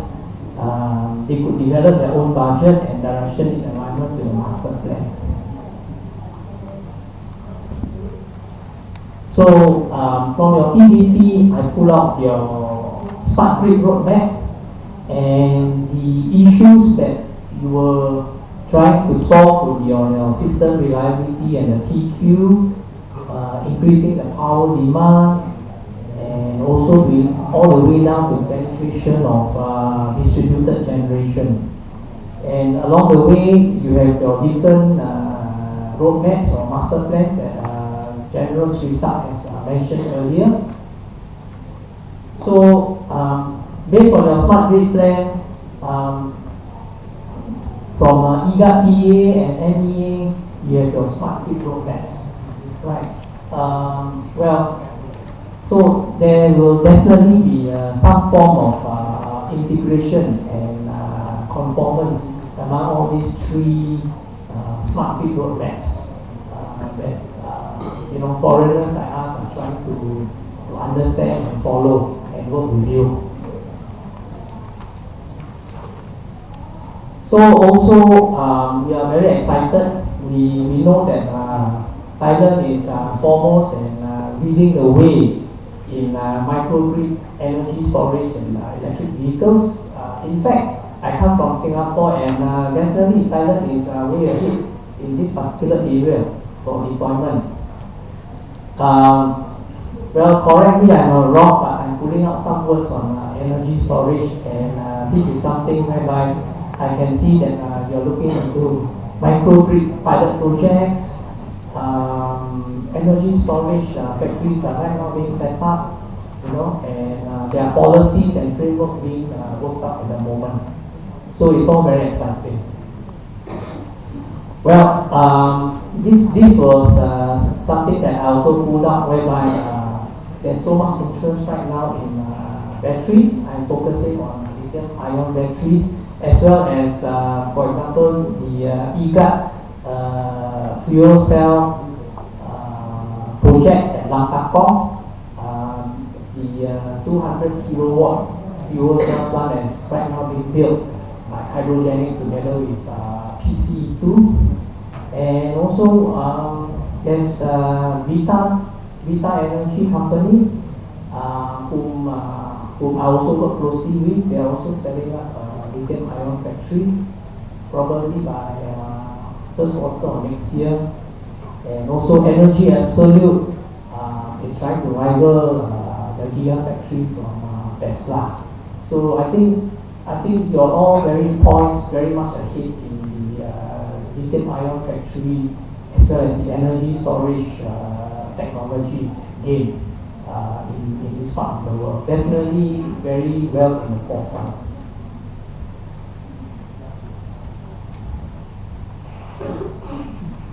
So for this particular slide, with your renewable distributed energy resources coming in, there's definitely a shift from your centralized to decentralized architecture.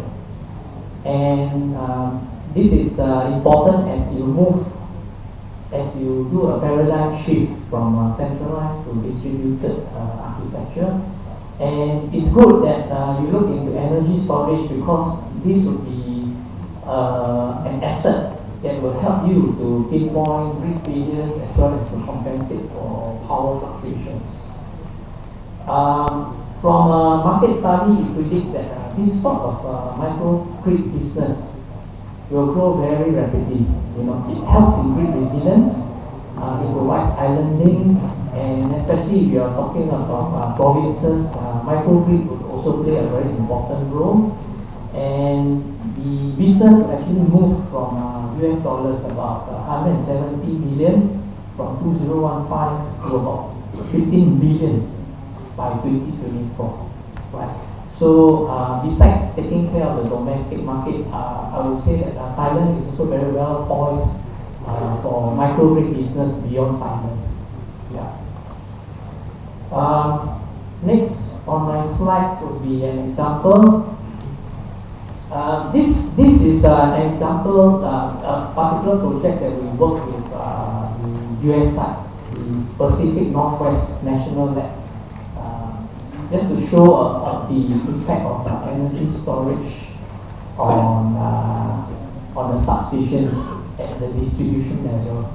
So on the west coast, we are talking about a feeder network R1-12.47-2. So there are 337 nodes, voltage level at 12.47. There are transformers 227, commercial transformers about 13. So you can see on the right hand side of the figure, we are talking about a particular node and a feeder network.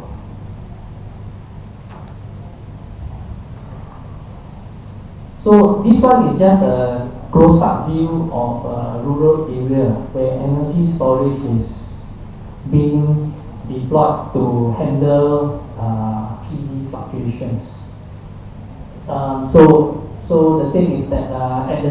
distribution network, if you are having a lot of solar panels, you have solar farms, there will be fluctuations that will impact on your substation. And it's very important to handle these fluctuations using energy storage.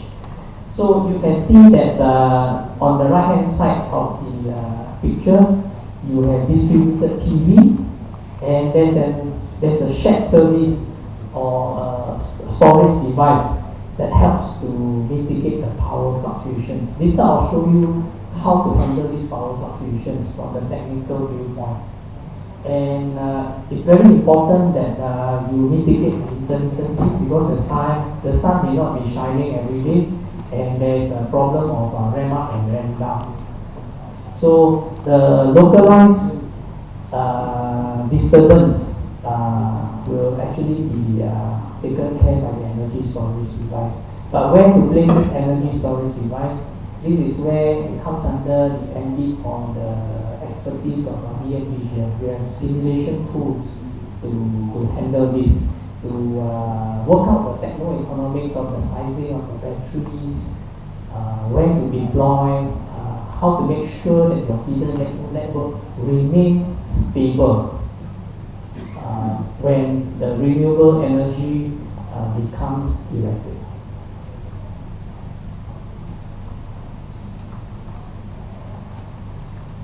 So again, we always ask ourselves, we are into energy storage, but do we actually need energy storage and why the need for this?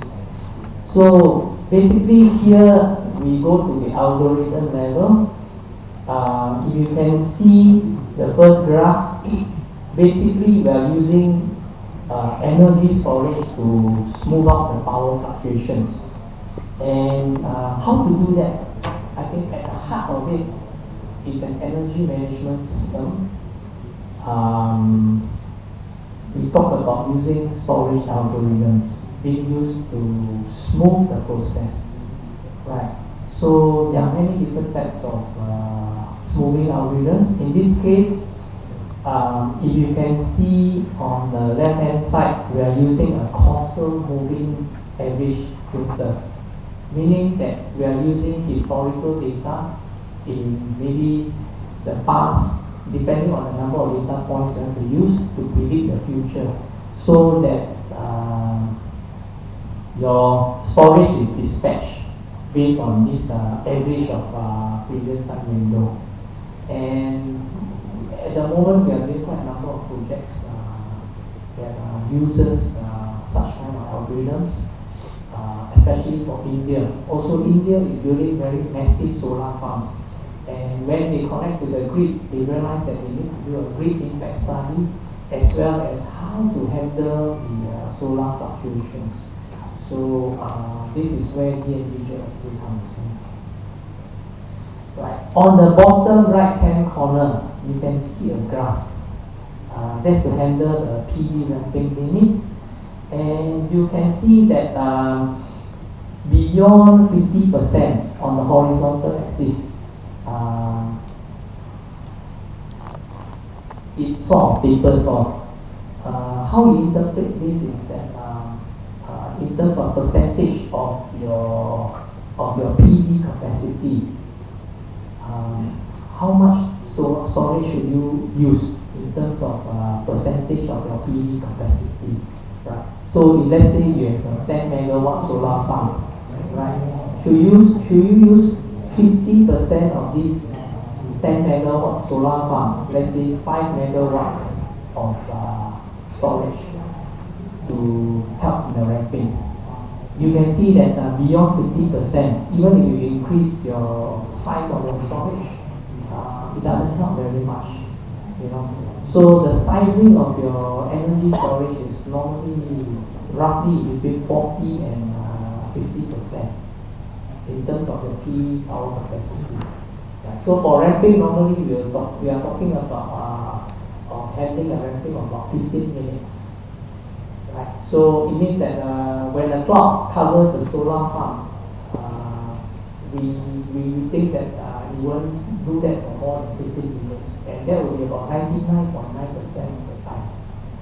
99.9% of the time, based on some of the projects that we are doing,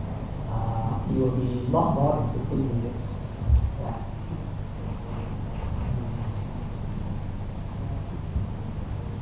So this is another example of RAM rate control. If you are talking about wind RAM rate control or solar RAM rate control, that's again being buffered by your energy storage. So you can see how the kind of power quality that you get from your renewables, you know, a lot of fluctuations. And the top right hand corner shows a typical PV fluctuation for the day.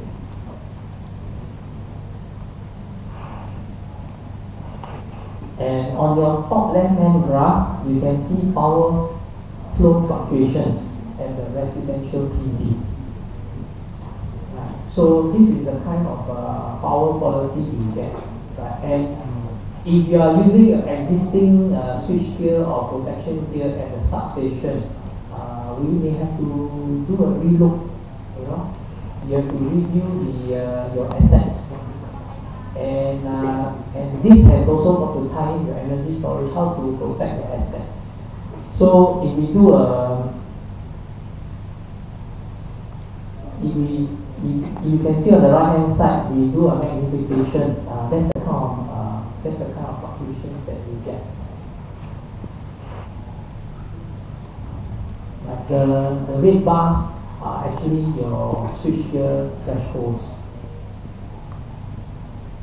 And with smoothing controls, with energy storage, you can see the extent of fluctuations being reduced from the left-hand side to the right-hand side. Right. So this will help to protect your switchgear and your protection circuit, your relays as well. Just some background on storage applications. We have been referring to energy storage. So what are they? What is it? What type to use? For example, can we use lead-acid batteries? Should we always stick to lithium-ion? In Thailand, we also deploy hydropower in relevant areas. So you see, as in the chart, different types of energy storage could be used for applications ranging from uninterruptible power systems to bulk storage. You know, so the thing is that the techno-economics, the business cost model needs to be worked out. You know, for each and every type of energy storage type and its application. And also, when we talk of applications, there are high power intensive applications, for example for rate control, to high energy intensive types, when you're doing peak shaving or you're doing time shifting. That means storing the energy during the daytime and deploying it during the night time.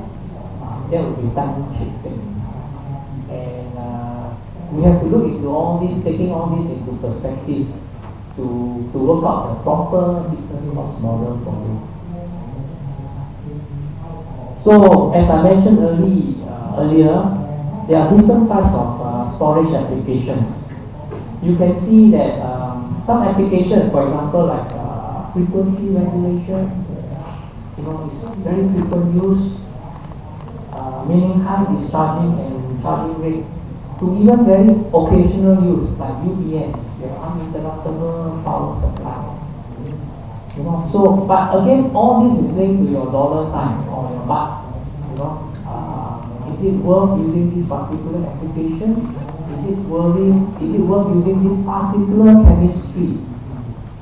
You know, so high power application, instantaneous or rapid energy storage to high energy intensity applications, all are being highlighted here. Right. So any energy storage is a very complex animal. Yeah. It could be considered as a generating asset, or it could be considered as a load asset when you are charging it. Right. So even in the framework of market mechanism, how do we do it? You know, this is a very complex issue, and we think that we have to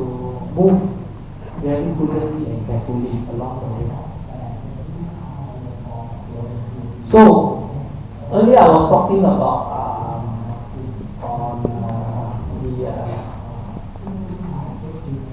the type of storage applications. Now we go to the maturity of energy storage technologies. Well, you can see that on the right hand side, you have pump energy storage. Actually, pump energy storage constitutes 99% of all energy storage capacity in the world. And of 99%,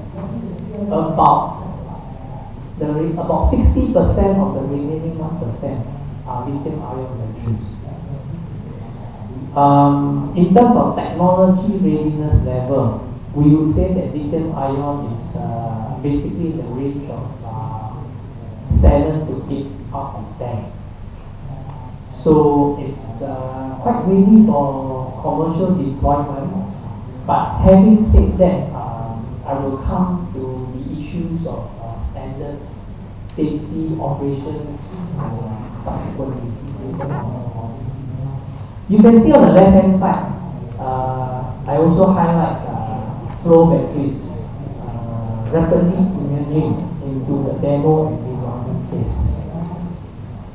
And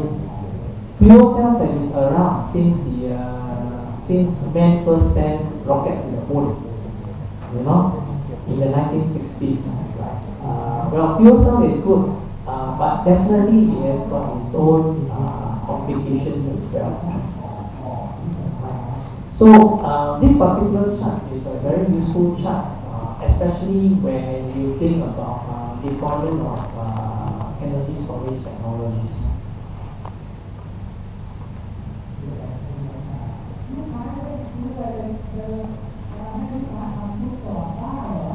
Here about PV plus battery cost dropping. Well,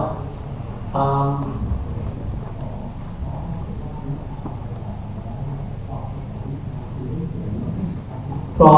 Ergon Energy in 2014, people are predicting that battery price will fall. You will create an option to store the excess electricity created during the day and for their own use at night. In fact, Dr. Gaurav, in your previous conference, you did mention three most significant innovations: energy management system, energy storage, and electric vehicles.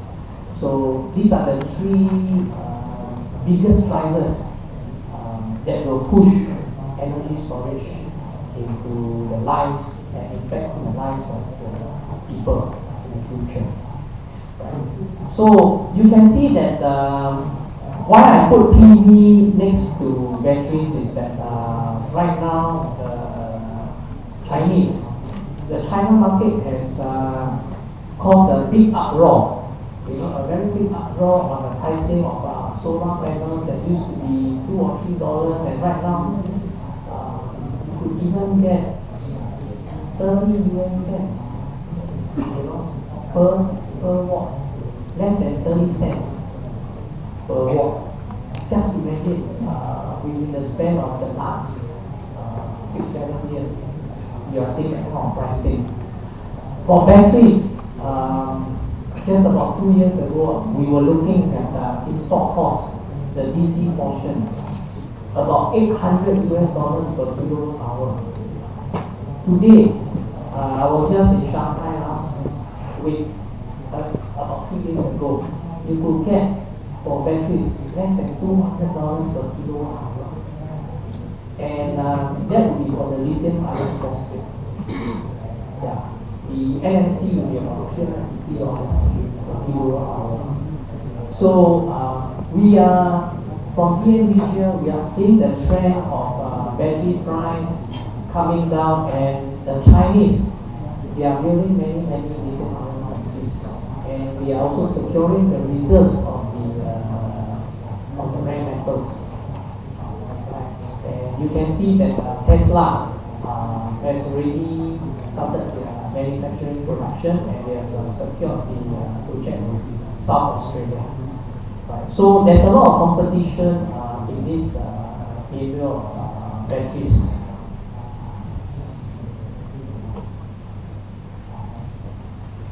Right. This is our DNV geo forecast, the latest 2017. As I mentioned before, the pricing for NMC,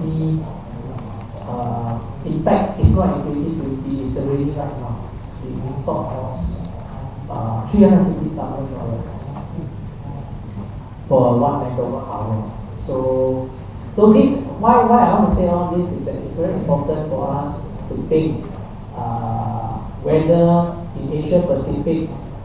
if you intend to provide subsidies, you intend to build lithium ion factories, just be mindful, because you will also be running big competition with China. Yeah, it will be the same way that solar manufacturing business has gone. For the last many years. So the business model will need to tweak because of competition from the Chinese market, and they have also a very big domestic market to feed the batteries that are required for many renewable plants. Not only China, India is also looking into the setup of lithium ion batteries. Yeah, another big one over there.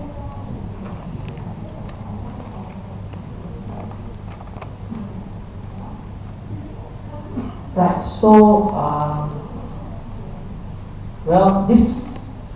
is emerging dynamics that I thought I could just share with you. Well, it's just a simple clause in Magnificent Seven. Well, in the context of renewables, any energy storage will definitely be a new technology. It won't go away. It will be part of the renewable equation. And I hope this will also be a good takeaway for you. Cost, there will be declining costs. Renewable energy penetration will be increased. You will see centralized to decentralized architecture of power generation and distribution. Definitely there is also a new market for recycled batteries. So what are we going to do with the batteries, once they are being used, So where are we going to dump, what is happening right now with the batteries that are being used? They are being done in the third world countries. So we need to also look into this particular issue. What are we going to do with energy storage systems when they have already passed their useful life? Yeah, so that's another policy that we need to look at. Of course, new areas that we are also working on what is called virtual power plants. Using energy storage for providing power in such a way that all these energy storage systems are connected and they can charge or discharge from different geographical areas.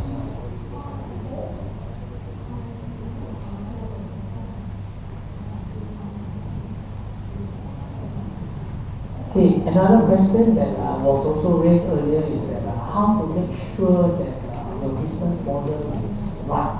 if, let's say, you deploy energy storage systems, right? For example, if you are buying batteries and you use it for UPS, right? Is it economical to do that? You buy a very high-end lithium-ion energy storage system and you let it sit there just to wait for the day that there's a blackout so you can trigger on your UPS. So the techno-economics have to be worked out. It's a complex mechanism that relies on a very sophisticated energy management system. So here we are talking about stack values. So you can see that about stack values, for example, can your battery do, in the market, can you do energy arbitraging at the same time? Can you do frequency regulation? Normally for frequency regulation, we are using deploying the batteries for use probably between the state of health of the battery, state of charge, maybe between 70 to 90%. So below 60% down to 20%, that particular amount of remaining charge, could we use it for time shifting, or could we use it for UBS? So these are very complex models that needs technical evaluation as well as economic modeling, just to make sure that your return on investment comes out right. Yeah. So we are advocating that if you are deploying for application, it has to be stack application. But for critical load, maybe in hospitals or maybe in army camps, military installations, you may need UPS to stand by there just in case there's a blackout.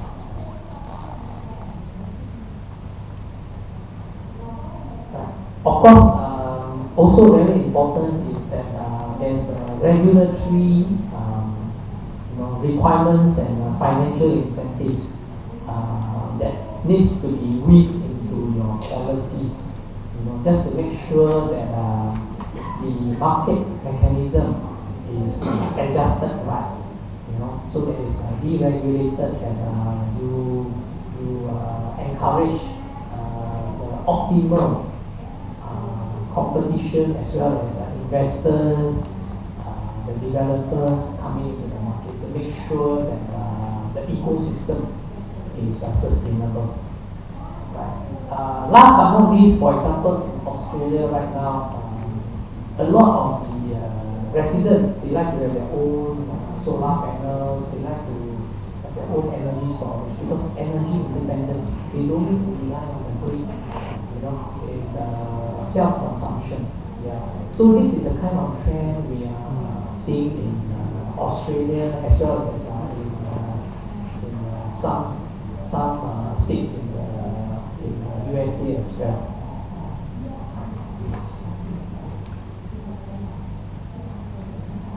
Right. So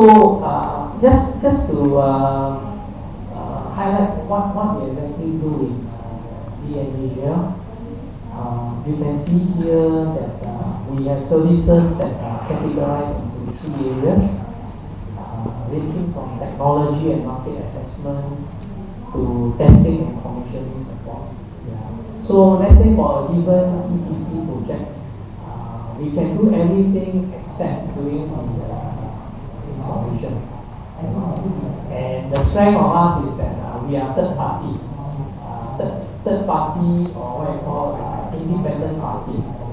So basically when we work with our customers, sometimes customers need funding and we do bankability studies. We do what we call owner's engineer work, that is working on the developer side to make sure that the report is good enough for the bank to understand the kind of return of investment they are getting. Give them the assurance to make the big piece.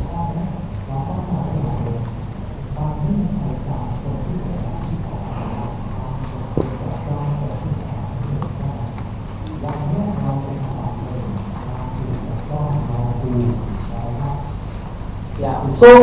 earlier I did mention about grid store. So you can see here this grid store is a recommended practice R3043 or grid connected energy storage. This one can be obtained from our website. It's free, about 150 pages on safety of operations and performance.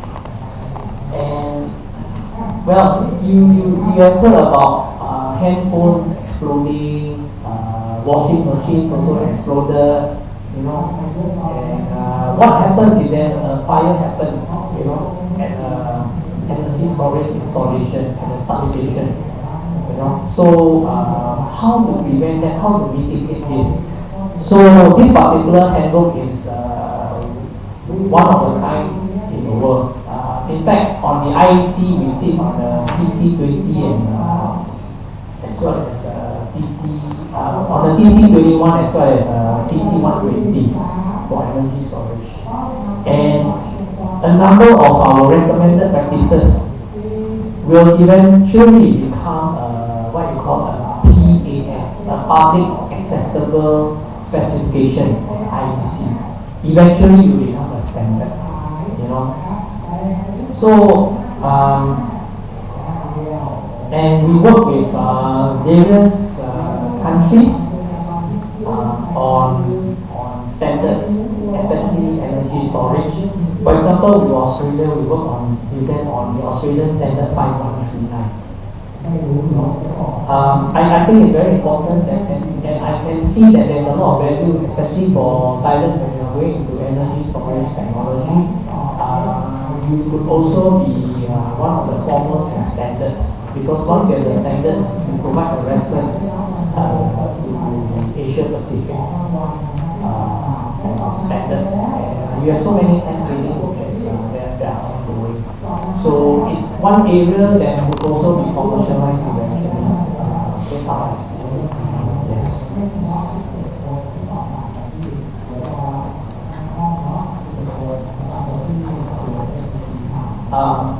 This may not be clear to you. What Grid Store does is that, for example, on the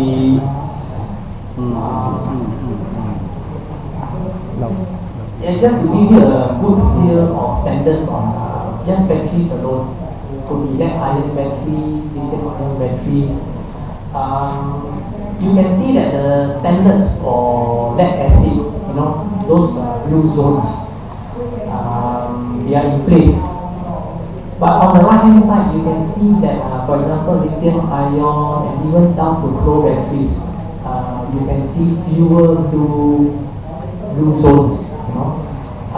This means that the standards are still evolving as compared to lead acid batteries that have been around for a very long time. So there's a lot of work to be done on energy storage standards, especially for batteries. I mean, recently you will hear about the Samsung Note 7,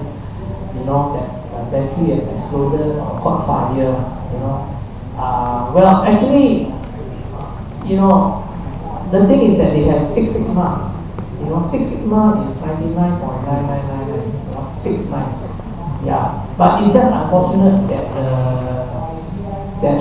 statistically, because they are developing, they are manufacturing so many batteries. Yeah, so if just one of them catch fire, it's just unfortunate. Although they have already been covered by Six Sigma. Yeah. So statistically, it's like 1 out of 99.99999 that actually happened. Yeah. Then of course, there's also the perspective of competition. Your competitor will always try to highlight the pitfall that you face every time. So I think as Thailand goes into energy storage technology, it will be good also to build up these standards on energy storage and be the flagship for the Asia Pacific. And I'm saying that globally, the standards for energy storage is still evolving.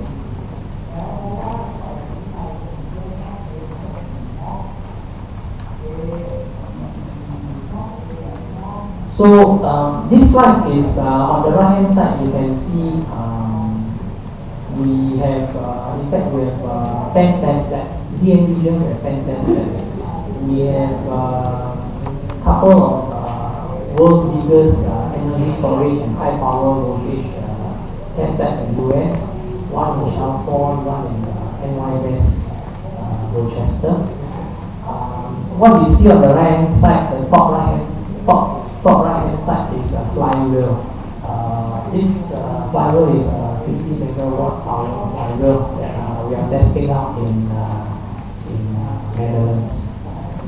And on the bottom right hand side, this is a lab from Rochester where we do the testing of energy storage system, especially batteries in Rochester. So you can see the benefits of if you are keen, you can talk to me, of joining the Grid Store community. It's the entire value chain from utilities and grid service providers that we actually work with all the way to investors, providing the investors the confidence when they want to invest in energy storage systems. Because nowadays, even the solar PPA, the power purchase agreement, very established right now after so many years of solar manufacturing. But battery PPA is very new. So if investors are thinking of investing in battery factory plants, they have to think twice because they are not sure about batteries. So that's where they come to Asia to talk to. So this will be another area that, of course, the Thai government will also look into to help investors as well as developers of energy storage systems to be encouraged to build up this particular business.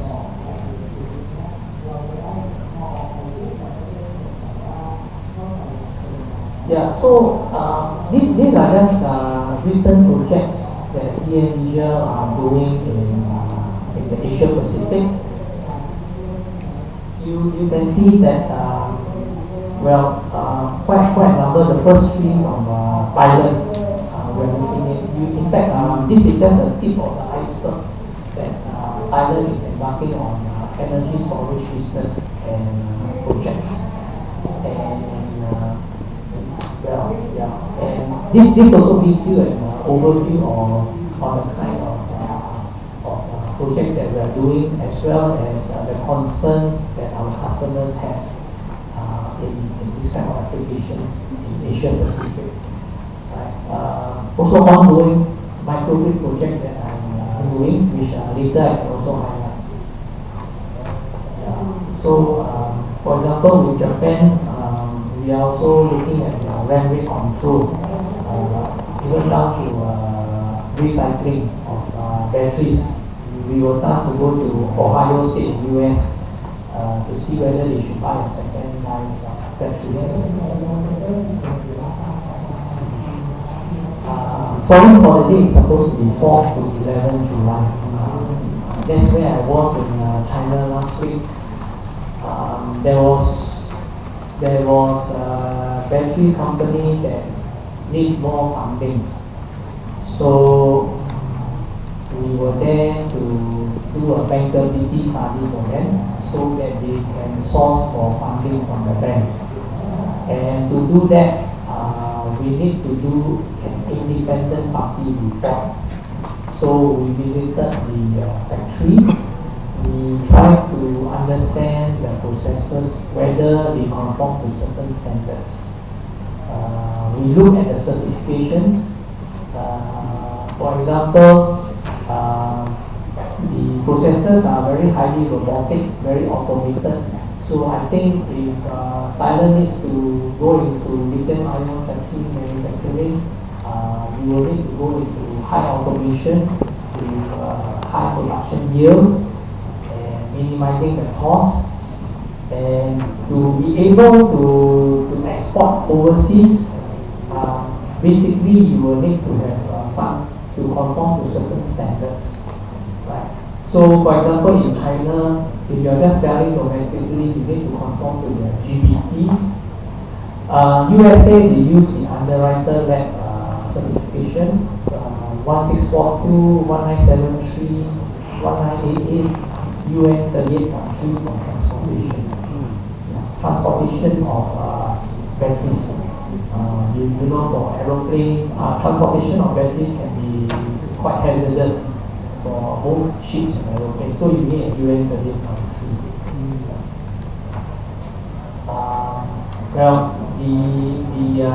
I can see that the rate of improvement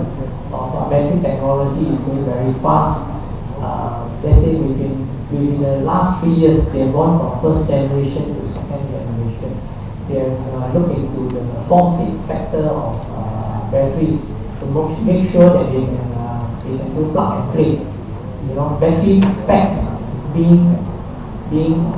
inserted into the rack, and the rack being put in the container. So the efficiency as well as the cost saving actually goes in. Yeah, they improve on the manufacturing processes. And on the second generation down there, you can see that the battery manufacturing plant very clean. You know, I've gone to many factory sites. Some can be hazardous. You can have the raw materials. For example, the lithium compounds, your cobalt oxide compounds, they can be just lying on the ground. people don't wear masks. But on the other hand, you can see some of the factories progressing very well as in the second generation. Very clean floor, high pressure to low pressure rooms, robotic systems, very fully automated. So I would think that going into lithium ion factory is very competitive, and this is something that Thailand to consider. We will go into very highly advanced technology and manufacturing for that. Yeah, microgrid project. Just to share with you, I've done this particular project in the Philippines. Philippines, same case as in some ways quite similar to Thailand as well. They are also scratching their heads on how to put in a proper framework for policies, the market mechanism in the context of energy storage. In fact, I work very closely with Meralco. So next month I'm going up to Meralco to have an understanding of their regulated and deregulated markets, how to work with them to deploy energy storage. So this one is basically 10 megawatt solar farm in combination with diesel gensets, a waste heat recovery system that uses biomass, energy storage system. The land is huge, it's about 11 hectares, and we are, at that point when I was there, we are looking at the land preparation. I know in Thailand, you have your agricultural co-op, you need to talk to the farmers, you need to compensate them. So this is the kind of thing that the Filipinos also have to do for land preparation. You can see, in the picture, there are still villages over there. So we were there to make sure that we can choose the right area for solar farm to make sure that we get the best energy production here from the sun. And also you can see on the bottom right hand corner they have got a substation. How we are going to connect the solar farm to the substation is about 6 to 7 km away. And when should we deploy energy storage? Yeah. So this particular project, we do a projection between 2016 to 2024. We find that in terms of balancing on the load, because the population on this particular island is about 200,000, and there's a projection on how much use of energy all the way to 2024. Right? So there must always be a balance between your power load and demand. We found that for solar generation, in the year 2018 or 2019, there is curtailment. Basically, you are producing more power than necessary. And we found that there's also a curtailment in 2020. Basically, too much power is being generated. So what we're going to do, so we are also providing the advice whether energy storage should be in or not. And it has to be worked out because we have to work out in the framework of the government policies on incentives, on the tariffs, on the feed-in tariffs, as well as the pricing of the energy storage, the lithium ion batteries. Yeah. So we do a forecasting, we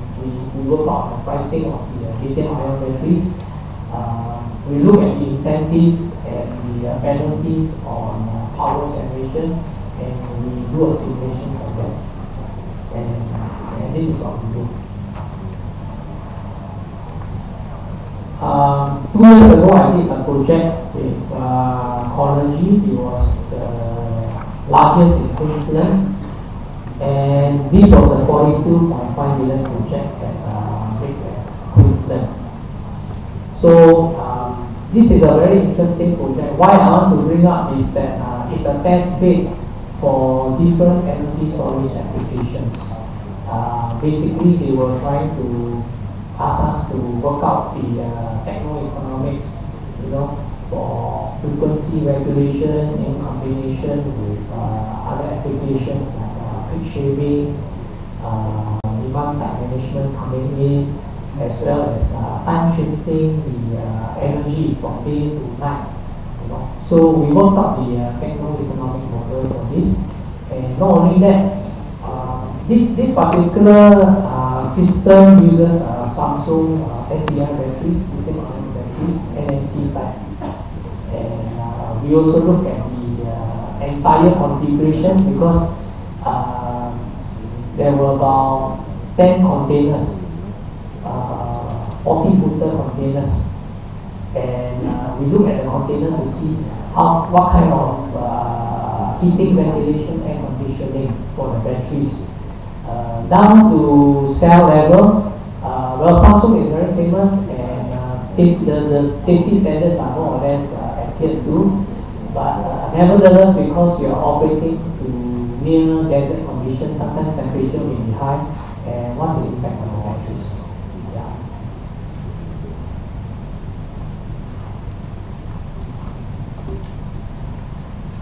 This one just to show you the architecture, the very clear, and you can see on the bottom right hand side will be your batteries, and your top left hand side will be your power conversion systems, your inverters. So your inverters also play a very important role, especially for your power correction. When you have more deployment of renewables, you have to make sure that there's grid code compliance, and you also have to make sure that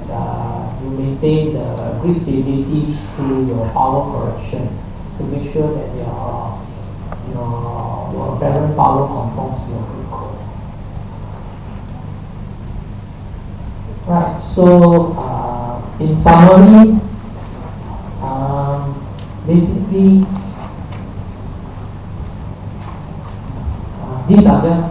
some takeaway points, and according to this particular market research report, IHS, we'll see energy storage surpassing from 2.3 gigawatt hour, from 1.4 gigawatt hour. And also trending up in the areas, energy storage in combination with PV, we are seeing this, a lot of deployment at the residential level, Australia, Singapore, India. Of course, India, they have also very big plans. They have big solar farms, like 40 megawatt, being built in the Rajasthan area. And they are also looking into virtual power plants. So a number of tenders we have seen coming up from India as well.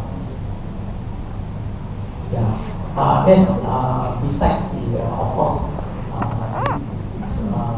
the China market, which is very huge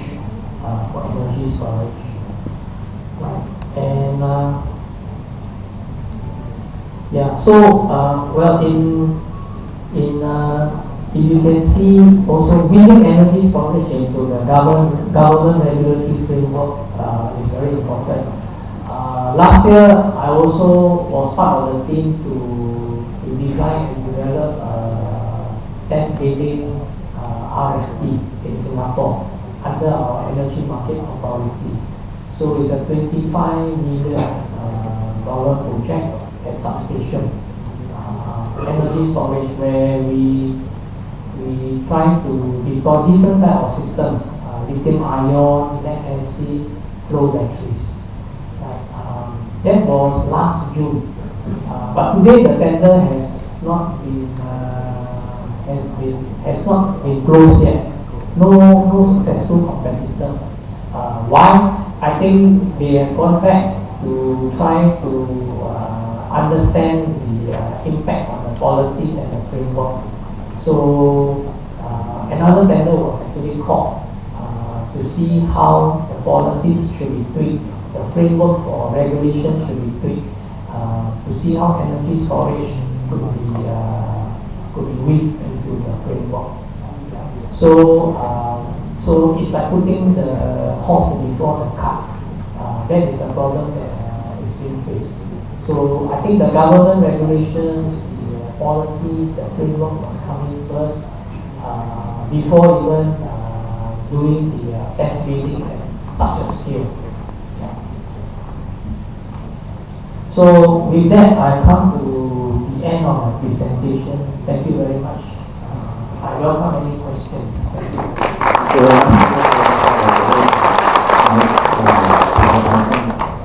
ในตอนนี้ถ้าเกิดผู้เรียนอะไรมีคำถามนะครับก็คุณนายกเดี๋ยว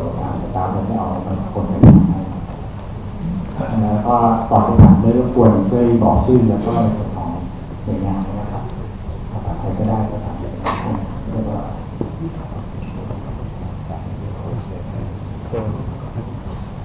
ขอบคุณครับเดินทางนิดนึงนะผมทวารสุขุมนะครับ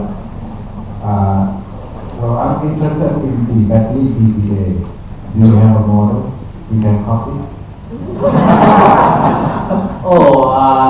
Well, I cannot give you a definite answer right now, but we can certainly talk after the conference, you know.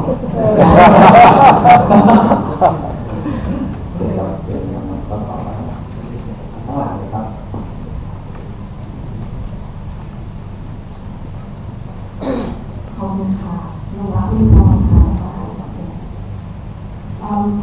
I actually have a quick question for you. One of your slides, you actually put the power of the solar farm versus the battery power. I just want to ask if you have information on what kind of batteries you're talking about. It is lithium-ion, I'm pretty sure, yes. but it is different types, like you say, LFP and EC and all that. It has different power. Yes. Supply, right? Okay, so that particular case, what is it? And is it actually applied to other kind of batteries? Yeah, the thing is that, well, I must apologize, I'm not sure what kind of lithium-ion chemistry was being used. So I could only give you an average number on the fact that if you are using lithium-ion batteries, normally it's about 40% or slightly more of the PV capacity that's to be used for random control based on a 15-minute random control interval. Yes, but again, that of course needs to be worked out for different lithium-ion chemistry.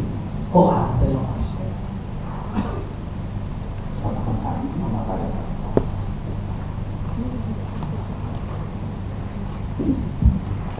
คุณพาวิทองคุณจัดร้านได้นะคะ Since you're already talking about run rate control, there's a project on solar farm and run rate control in India. Can you elaborate a little bit on that, on what kind of study it was and what kind of major finding that you have actually achieved in the study? Sure, thank you very much, Dr. Pita. Well, the thing is that first of all, we will, for the solar fluctuations, for the solar data, normally we will get it from, as I mentioned to Dr. Dora and the rest of the guys yesterday, we get 1 hour interval solar data, but we want to make sure that it's accurate, it's updated. The data will be about over 1 year, and we try to get it at half an hour or 15-minute interval if half an hour or 15-minute resolution if we can get it from the company concerned. For example, it could be from Solar GIS or from lithium, or in Japan we could get it from NIDO as well. You know. So what will happen is that for solar run rate control, when we get the 15-minute resolution data, our side we will do interpolation down to 1 minute resolution, because for run rate control that's very important to get it down to 1 minute interval over a period of 1 year. Right? So there's quite a fair bit of interpolation that takes place there. And based on that 1 minute data, then we will work on the algorithm to make sure that the battery will be able to support this kind of fluctuations. ครับมีคำถามนะครับจากรอ โซล่าร์ฟาร์มต้องมีข้อมูลให้กระทรวงนะฮะอะไรฮะข้อมูลของแสงแดดว่า What do you see on average for the pricing of electricity to be going for the solar irradiation plus energy storage system at the current price now to the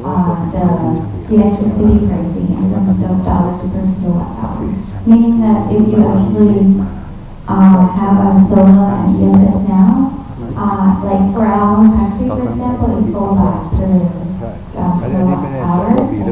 But what would be the pricing that would make solar plus ESS be competitive to that pricing? Or other pricing? I think that's a very good question. As far as I know, because I'm from the industry and it's always coffee talk, with my friends who are actually developing these solar farms, and they're always thinking whether they're going to put in the batteries. But in terms of US cents, if you are just talking about solar installation costs, they are thinking that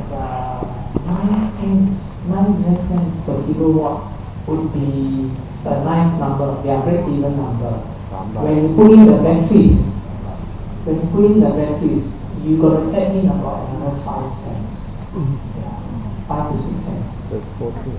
Yes. Approximately $4 something. Yes, correct. For month.